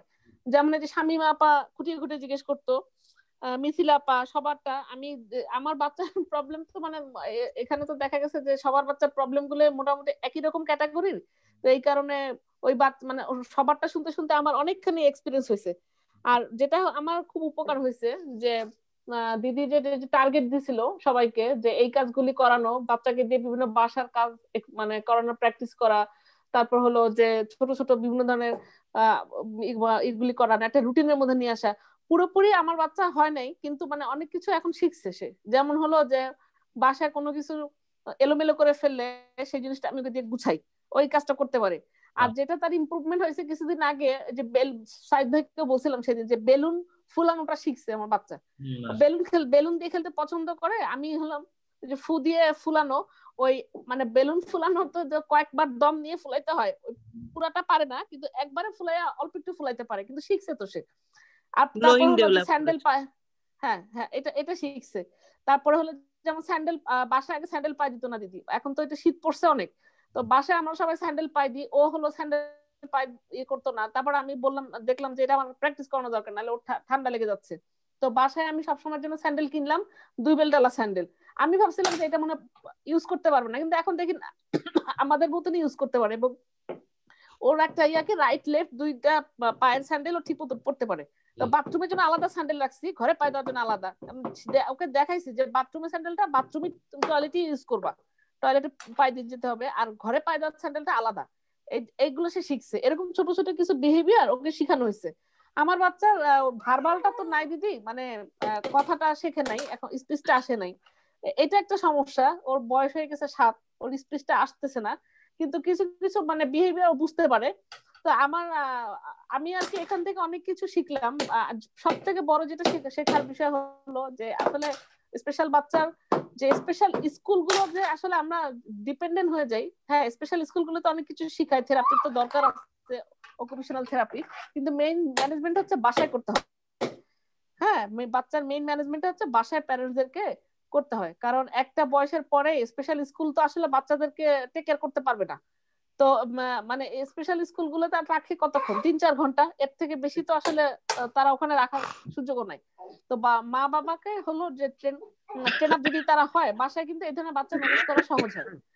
আর ওর যেটা হলো যে এখন আগের থেকে মানে ওই কগনিশন লেভেলটা একটু বাড়ছে, কিন্তু আমি হলে এই যে স্পিচটা নিয়ে একটু ঝামেলায় আছি দিদি, কারণ স্পিচটা তো আসে নাই, এখন বয়সটা হয়ে গেছে ওরকম। তো সেই জন্য আর কি এটা নিয়ে একটু টেনশনে আছি, যে এখন যদি একেবারেই ওয়ার্ড ও বলতে না পারে তো তাহলে তো সমস্যা। কিন্তু অন্য অন্য বিহেভিয়ার গুলি মানে একটু একটু ডেভেলপ করতেছে, এবং এটা হলো যে এইখান থেকে আপনাদের এই প্রোগ্রামটা দেখার পর থেকে এই বিষয়ে ধারণাটা আমার খুব ক্লিয়ার হয়েছে, যেটা কিনা আমি ঢাকায় থেকে 2 বছর ছিলাম ওকে নিয়ে, সেখানে থেরাপি সেন্টারে গিয়েছি, আসলে অনেক কষ্ট করছি দিদি ওকে নিয়ে। ওখানে ঢাকায় বেশ কষ্ট করতেছে আমাকে, আর একা ছিলাম, হাজবেন্ড ছিল না ওখানে তখন।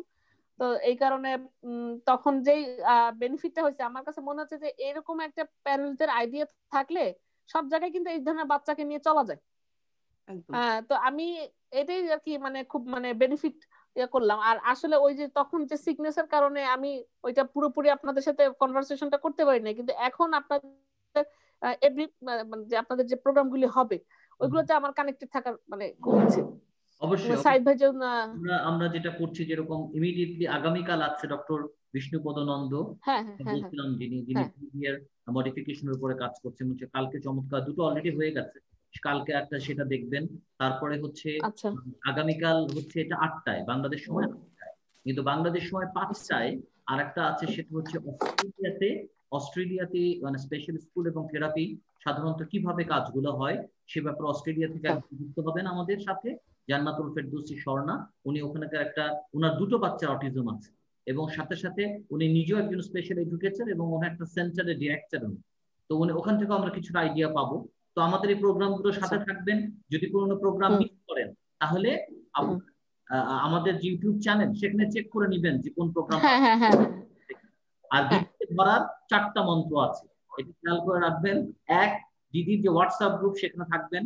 2, আমাদের যে মেসেঞ্জার গ্রুপ সেখানে থাকবে, মানে কোনোভাবেই যেন পালাতে না পারে। এই জন্য 4টা তরিকা আপনাকে বলে দিচ্ছি। 3 বচনবদ্ধ পালাবো না হচ্ছে যে আমরা এখানে মাসে একবার হলেও দিদিকে ধরে নিয়ে আসার চেষ্টা করব, মানে এরকম একটা ফিডব্যাক সেশন টাইপের। আর 4 হচ্ছে এরপরেও যদি একান্ত আপনার মনে হয় যে দিদির একটা ফুল সেশন দরকার, যে না আমি একা ওনার সাথে বেশ 1 ঘন্টা হোক 40 মিনিট হোক আমি কথা বলবো, তাহলে ওনার আলাদা সেশন আপনি নিতে পারবেন। আসলে আসলে সাইদ ভাই এটা তো দরকার, কারণ মানে দিদি যেভাবে সময় নিয়ে দেখে মানে গার্জিয়ানদের প্রবলেম শুনে, এটা তো আসলে কোনো থেরাপিস্ট বা কোনো ডক্টরের কাছে গিয়ে বলা সম্ভব না। মানে যে কোনো সময় ফোন করে সমস্যা নিয়ে আলোচনা করতে পারো। আর সবাই তো মানে খুঁটিয়ে খুঁটিয়ে জিজ্ঞেস করে। আমি খুব দেখলাম যে মানে আসলে মানে আমাদের দেশের কোনো ডক্টরের সাথে তো গিয়ে কথা বলা যায় না, ধৈর্য ধরে কি করব, আসলে অনেক কিছু খুঁটিয়ে খুঁটিয়ে জিজ্ঞেস করার থাকে। এটা আসলে ওই রকম ভাবে সময় না দিলে তো হয় না। তো এই বিষয়গুলো জানার অনেক সুযোগ আছে। ডাউট না, এটা আপনার, আমি আপনাকে ফ্র্যাঙ্কলি বলছি, এটা শুধু বাংলাদেশ বা ইন্ডিয়া বলে কথা না। দিদি যতটা আগ্রহ নিয়ে বা এতটা সময় দেন, আপনাদের ট্রেনিং প্রোগ্রামে খেয়াল করেছেন যে আমরা কিন্তু এক সময় বিরক্ত হয়ে গেছি। দিদি আমরা বলেছি দিদি 3 ঘন্টা হয়ে যাচ্ছে, 2.5 ঘন্টা হয়ে যাচ্ছে। হ্যাঁ, অনেক 7:30 থেকে 11টা পর্যন্ত একদিন সেশন নিছি দিদি। আমরা দিদি আমাদেরকে সময়টা দিয়ে যাচ্ছেন। এই জন্যই বললাম যে আমরা মাঝে মাঝে এরকম বসবো, আমরা আমাদের বাচ্চাদের ফিডব্যাক গুলো জানাবে। এরপর আমাদের মেসেঞ্জার গ্রুপে আপনি জানাতে পারবেন, আপনি জানাতে থাকেন বাচ্চার নতুন কিছু হলে সেটা ভিডিও পাঠান। হ্যাঁ, আর আপনার ক্ষেত্রে আপনার একটা বড় এক্সাম্পল, সেটা হচ্ছে যে আপনি যেহেতু বাধ্য হয়ে ঢাকার বাইরে থাকেন এবং বাংলাদেশ যেহেতু ঢাকা কেন্দ্রিক, যতটুকু আছে সেটা মেইনলি ঢাকাতেই আছে, 80% ঢাকাতেই, 20% হয়তো চড়িয়ে আছে। তো সেই ক্ষেত্রে কি আপনার মনে হয়, কারণ একটা প্রশ্ন উঠেছে যে এবং খুব কাছ থেকেই উঠেছে একটা প্রশ্ন, আনফরচুনেটলি কেউ কেউ আমাদেরকে মানে কেউ বিষয়গুলো নিয়ে খুব সিরিয়াস পর্যায়ে বলছেন যে অনলাইনে এগুলো করে তো কোনো লাভ নাই। সো অনলাইনে এটা লাভ হয় না, 100% লাভ হয় না। সো এগুলো করার দরকার নাই, বা আমি করবো না, বা আমি পছন্দ করি না, বা এটা কাজে লাগছে না। মানে তার কথা, তাদের কথা, যারা বলছেন এগুলো তাদের কথায় যুক্তি আছে। কিন্তু আমি যদি আপনার কথাটা বলি আপা, যে আপনি পারছেন না ঢাকায় থাকতে, সম্ভব না আপনার পক্ষে ঢাকায় থাকতে, নাম্বার 1। নাম্বার 2, কোভিড এর সময়টা আপনি যদি ঢাকাতেও থাকেন, আপনি যেটা স্পেশাল স্কুলে 500% নেন, আপনার স্কুলটা বন্ধ, তাই না? বাস্তবতায় এরকম এরকম অনলাইনের মাধ্যমে যতটুকু সম্ভব হচ্ছে আলোচনার সম্ভব। হ্যাঁ, অবশ্যই। আরেকটা বিষয় কি, যে আমি স্পেশাল স্কুলে বাচ্চাকে দিব, তারা কি বাচ্চাকে গ্যারান্টি দিয়ে বলবে যে বাচ্চা সেরে উঠবে আর তারা যে সবকিছু মানে শিখাই দিতে পারবে, এমনও তো না। বাসায় কিন্তু আমাকেই দেখতে হচ্ছে। হ্যাঁ, মানে এটা হচ্ছে আমাদের একটা হেল্প করতেছে, কিন্তু মানে আমাকে তো স্বাভাবিক জীবনযাপনের মধ্য দিয়ে যেতে হবে বাচ্চাকে নিয়ে।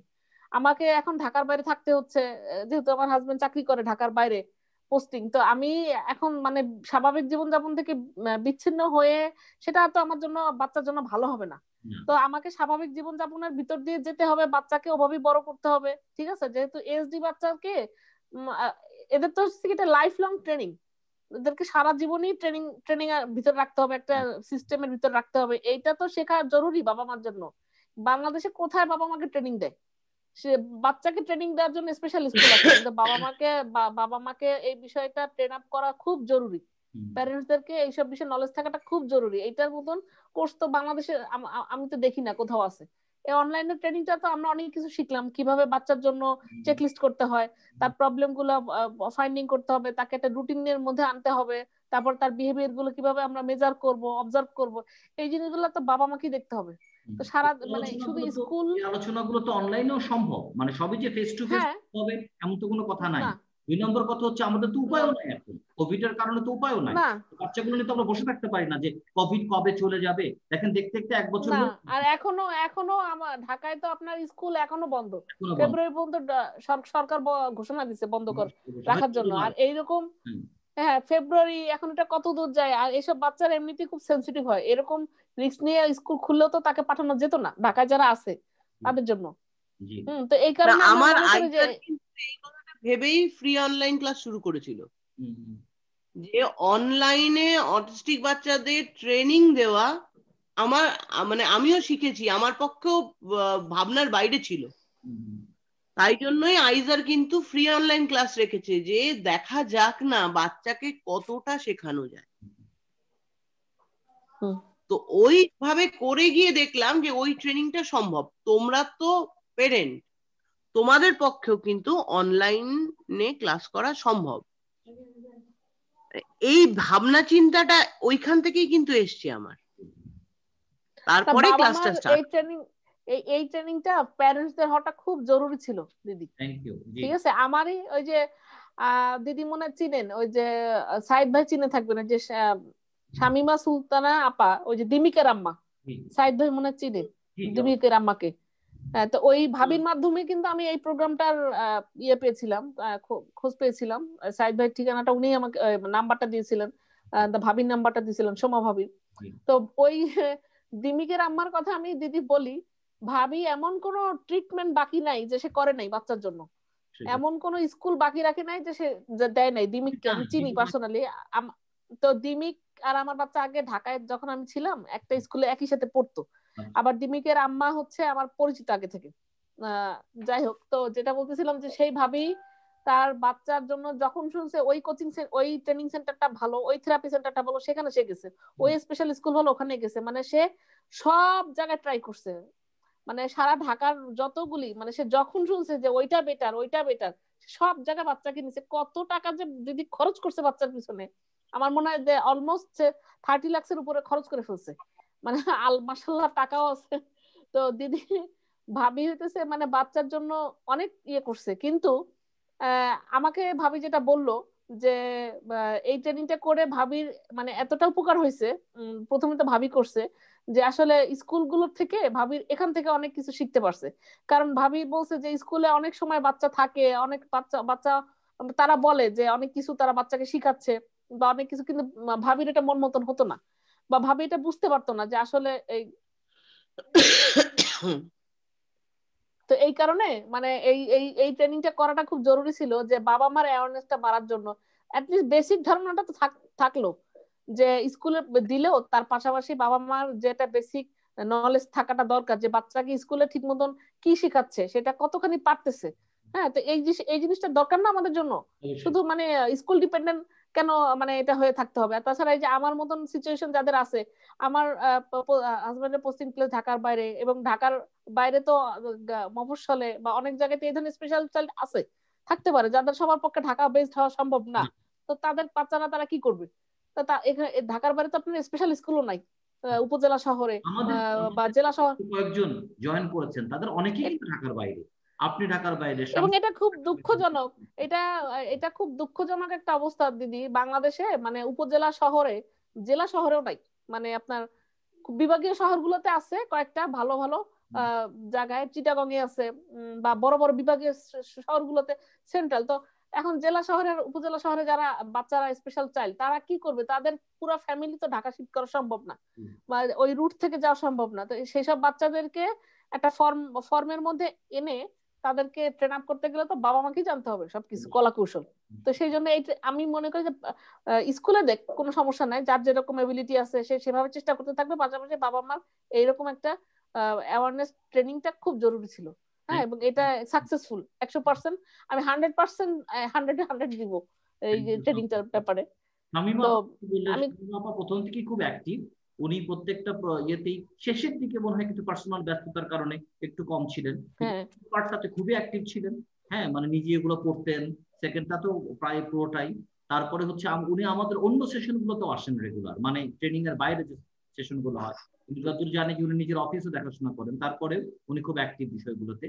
আর যেটা আমি ইয়াসিবা আপার কথাটা একটু রিফ্রেশ করতে চাই, বিষয়টা এরকম যে স্কুলের কথা যখন আসছে, থেরাপিস্টের কথা আসছে, আমরা শুধু বারবার আমি একটা কথা বলতে চাই যে ওই স্কুলের টিচার বা স্কুল অ্যাডমিনিস্ট্রেশন বা ম্যানেজমেন্টের যে কাজগুলা সেগুলা এবং থেরাপিস্টদের কাজগুলো ফ্যাসিলিটেট করার জন্যই আমাদের ট্রেনিংটা দরকার, ওটার বিকল্প না।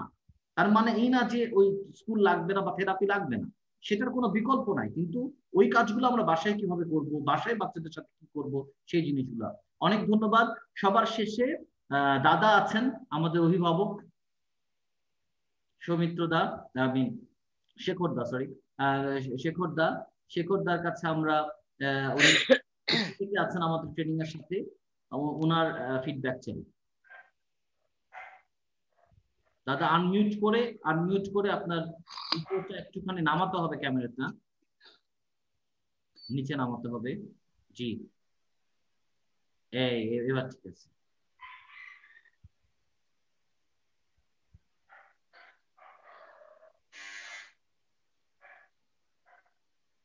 হ্যালো দাদা, শুনতে পাচ্ছি না আপনাকে, এখানে তো আনমিউট করা, কিন্তু কেন শুনতে পাচ্ছি না?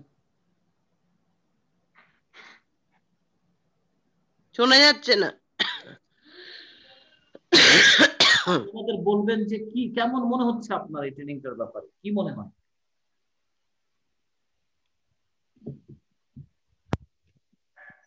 ইয়ারফোনের জন্য মনে হয় শোনা যাচ্ছে না। শোনা যাচ্ছে না? না, এখন শোনা যাচ্ছে, এখন বলুন। এখন শোনা যাচ্ছে, এখন শোনা যাচ্ছে। হ্যাঁ, না বলছি যে আমি এই যে পার্ট 1 পার্ট 2 বা এই অন্যান্য সমস্ত পেরেন্টসদের বক্তব্য শুনছি, আমার ধারণা যে একটা জিনিস প্রথমে, যে পেরেন্টসদের এই অটিজম মানে অটিস্টিক বাচ্চা বা নিজের বাচ্চার প্রতি একটা যে কিছু হবে না, এই যে এই হতাশার থেকে কিন্তু তারা বেরিয়ে আসতে পেরেছে। এইটা হচ্ছে সবচেয়ে বড় প্রাপ্তি। যে দেখুন কতটা কার বাচ্চাকে কতটা ডেভেলপ হবে, কতটা হচ্ছে, সেটার থেকেও আজকে প্রত্যেকটা যারা ট্রেনিং নিয়েছে তারা অন্তত একবার তাদের বাচ্চাদেরকে চেষ্টা করে যাতে তারা ভবিষ্যতে দাঁড়াতে পারে তার জন্য যে কাজ করতে শুরু করেছেন, এইটাই হলো এই ট্রেনিংটার সবচেয়ে বড় প্রাপ্তি। কে কতটা শিখেছে বা কতটুকুন তার করিয়ে তুলতে পারবে, কে থেরাপিস্টের কাছে আজকে সত্যি কথা কি স্কুল বা যেখানেই আছে, ধরুন যাদের 18 বছর হয়ে গেলে মানে ভোকেশনাল পিরিয়ডের পরে তো তারা সেই স্কুলগুলোতে থাকবে না, বাড়িতেই থাকবে। এবং বাড়িতে ওই স্কুলে 3 ঘন্টা বাদ দিয়ে, ছুটির দিন বাদ দিলে দেখা যাবে বাড়িতেই থাকে 80% সময়। এই 80% এর মধ্যে 40% তার ঘুম, পায়খানা, বাথরুম করলো, বাকি 40% তো তাকে যে এই যে একটা রুটিন ওয়ার্কের মধ্যে দিয়ে, ঠিক শেখাগুলো কিরকম, ধরুন আমাদের যদি প্রত্যেককে শিখতে বলা হয় যে এটা তোমার কাজ, এটা তোমার লেখাপড়া, তাহলেই যেন আমাদের একটা কিরকম ভয় পেয়ে যায়, আর লেখাপড়া করতে হবে। কিন্তু এই লেখাপড়াটাকেই, এই শেখানোটাকেই যখন খেলার মাধ্যমে বা দৈনন্দিন জীবনের চলার রুটিনের ফেলে দিয়ে যদি শিক্ষা দেওয়া যায়, এই যে ধারণাটা তৈরি হলো পেরেন্টসদের, এটা আমি বলবো এই ট্রেনিং এর সবচেয়ে বড় কাজ। এবং এবারে তবে এইরকম ট্রেনিং কতজন পেলাম, আমরা হয়তো হাতে গুনে 20 জনও হয়নি। তো এই বিশাল জায়গায় যেখানে এত পেরেন্টস, তার মধ্যে 20 জন তো কিছুই নয় না।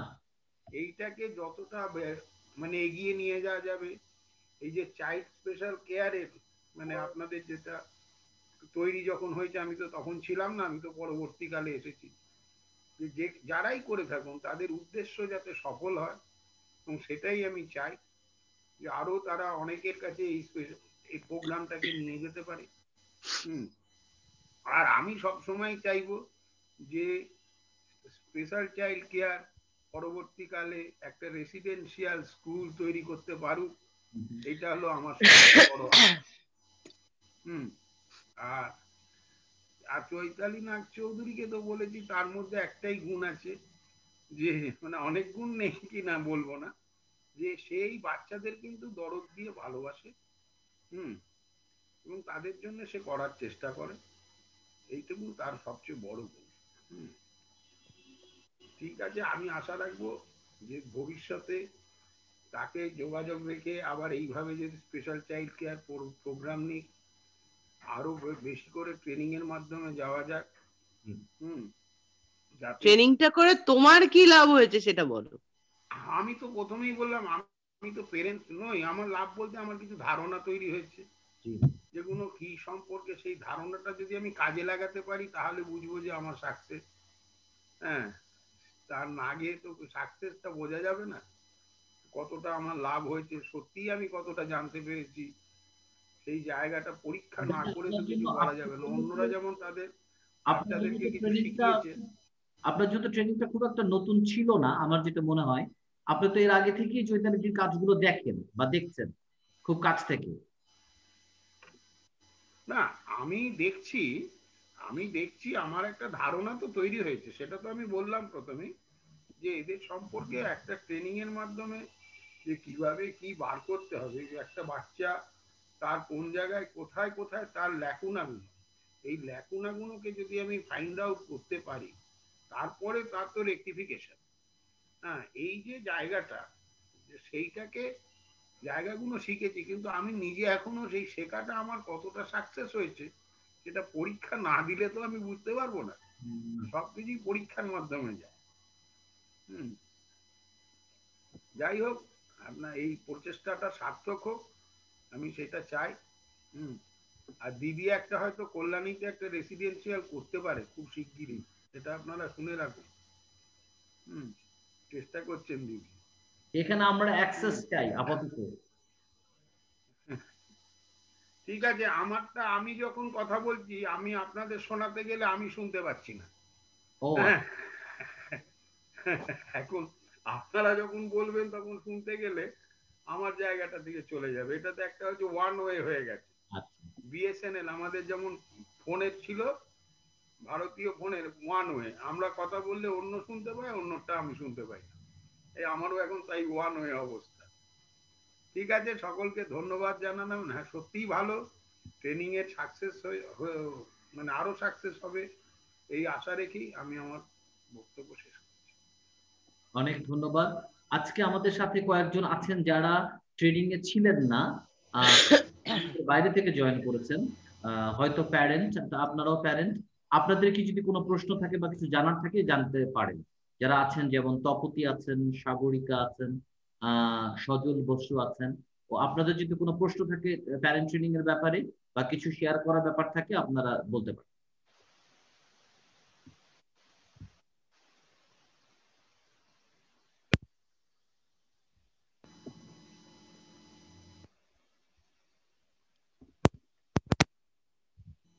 যে কেউ বলতে পারেন।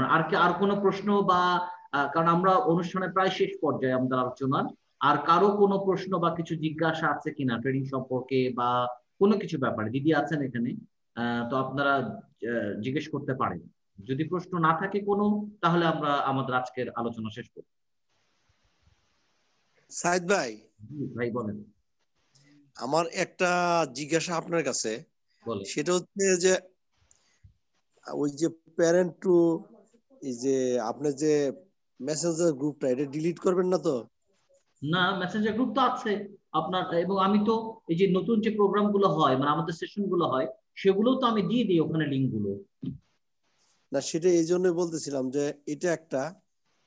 আরেকটা হচ্ছে যে আমরা কি ওই যে আপনি কি শিডিউল করছেন নাকি দিদির সঙ্গে? ধরেন আমি যদি ব্যক্তিগত ভাবে এই করতে যাই, দিদি প্রত্যেককে কিন্তু সময় দিতে গেলে তার সংসার আমার সর্বনাশ হবো বা অন্যান্য কাজগুলাই হবে।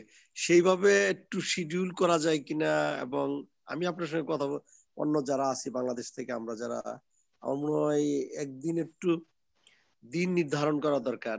আসলে আমাদের উপর চাপ কমে গেল, এটা ঠিক। পরীক্ষার পূর্ব রাত্রে যে পড়াশোনা হয় সেটা কিন্তু সারা বছরও হয় না। সেজন্য আমাকে অন্যভাবে ভাবতে হবে, যখন খুশি যাকে তাকে ফোন করে ফেলতে হবে। করে বলতে হবে, বলো তো কি কাজ করেছো? না এটা ওই সবাই আপনার বলছে বোধহয়, সবাই কিন্তু ছাত্রদের মতোই, প্রত্যেকে ভাবে এবং প্রত্যেকেই তার রুটিন ওয়ার্কটা করে রাখার চেষ্টা করে, এটা একটা বড় পাওয়া। এবং সেই ক্ষেত্রে আমি ওই যোগাযোগটা একটু আমি জানতে চাচ্ছিলাম যে ব্যক্তিগতভাবে আপনাকে ফোন করলাম, এরকম করলে আপনি আমরা অনেকগুলা তো আপনি ওর চেয়ে নির্দিষ্ট একটা কোনো সময় সাইদ ভাই আপনার মাধ্যমে একটু জানা। তোমাদের সময় মতো যখন খুশি সাইদ ভাইয়ের সঙ্গে আলোচনা করে নাও, এরকম ভাবে তো আমি সাজাইনি, আগেও ভাবিনি। আমি বেসিক্যালি আমার সবাইকেই বলার থাকে যে যখন ইচ্ছে ফোন করে নিও, আমি যদি ফোনটা অ্যাটেন্ড না করতে পারি তাহলে আমি পরে ফোন করে নেব, আর যদি না করি আরেকবার ফোন করে নিও। শোনা যাচ্ছে? হ্যাঁ শোনা যাচ্ছে। না আমি এইটা নিয়ে সাহেদ ভাই আমি কিন্তু আপনার ম্যাডামকে বলেছিলাম যে তুমি এইরকম হ্যাপাজার্ড ওয়েতে সবসময় যে এ ফোন করছে, এ একটা টাইমে পড়তে চাইছে, ও একটা টাইমে অনলাইনে, এরকম না করে একটা সাজিয়ে না, তা না হলে কি হবে তোমার এই যে সবসময় হ্যাঁ বলছো কিন্তু সেটা বাস্তবে খুব কঠিন অবস্থায় দাঁড়িয়ে যাবে। দিদি এই না বলতে পারেন না, তিনি সবাইকে হ্যাঁ বলবেন। শেষে মজরুল ভাই যেটা বললেন না, যে সবাই যদি ফোন করতে থাকে তখন দেখা যাবে ফোন আর কেউ রিসিভ করছে না, একসময় বন্ধ হয়ে যাবে। এইটা কিন্তু ঠিক বলেছেন যে একটা কোনো প্ল্যানিং হয়েছে, একটা নির্দিষ্ট সময় ভিত্তিক করে একটা কিছু রাস্তা বার করতে হবে যাতে। যদি আর কোনো প্রশ্ন না থাকে তাহলে আমরা আজকের সেশনটা শেষ করতে চাই। কারো কোনো প্রশ্ন বা কোনো কিছু শেয়ার করা আছে কি?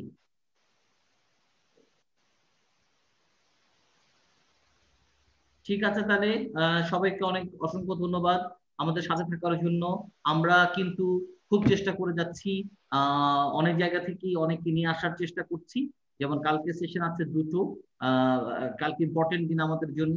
একটা বাংলাদেশ সময় 5টায় অস্ট্রেলিয়ার বিষয়ে আমরা জানতে পারবো ম্যানেজমেন্ট প্রোটোকল সম্পর্কে, আর বাংলাদেশ সময় 8টায় ডক্টর বিষ্ণুপদ নন্দর আপনার আচরণগত সমস্যা, এবং কালকে মেইনলি হচ্ছে এবিএ থেরাপির এবিসি নিয়ে আমরা কথা বলবো, অ্যান্টিসিডেন্ট বিহেভিয়ার কনসিকোয়েন্স নিয়ে, খুবই গুরুত্বপূর্ণ।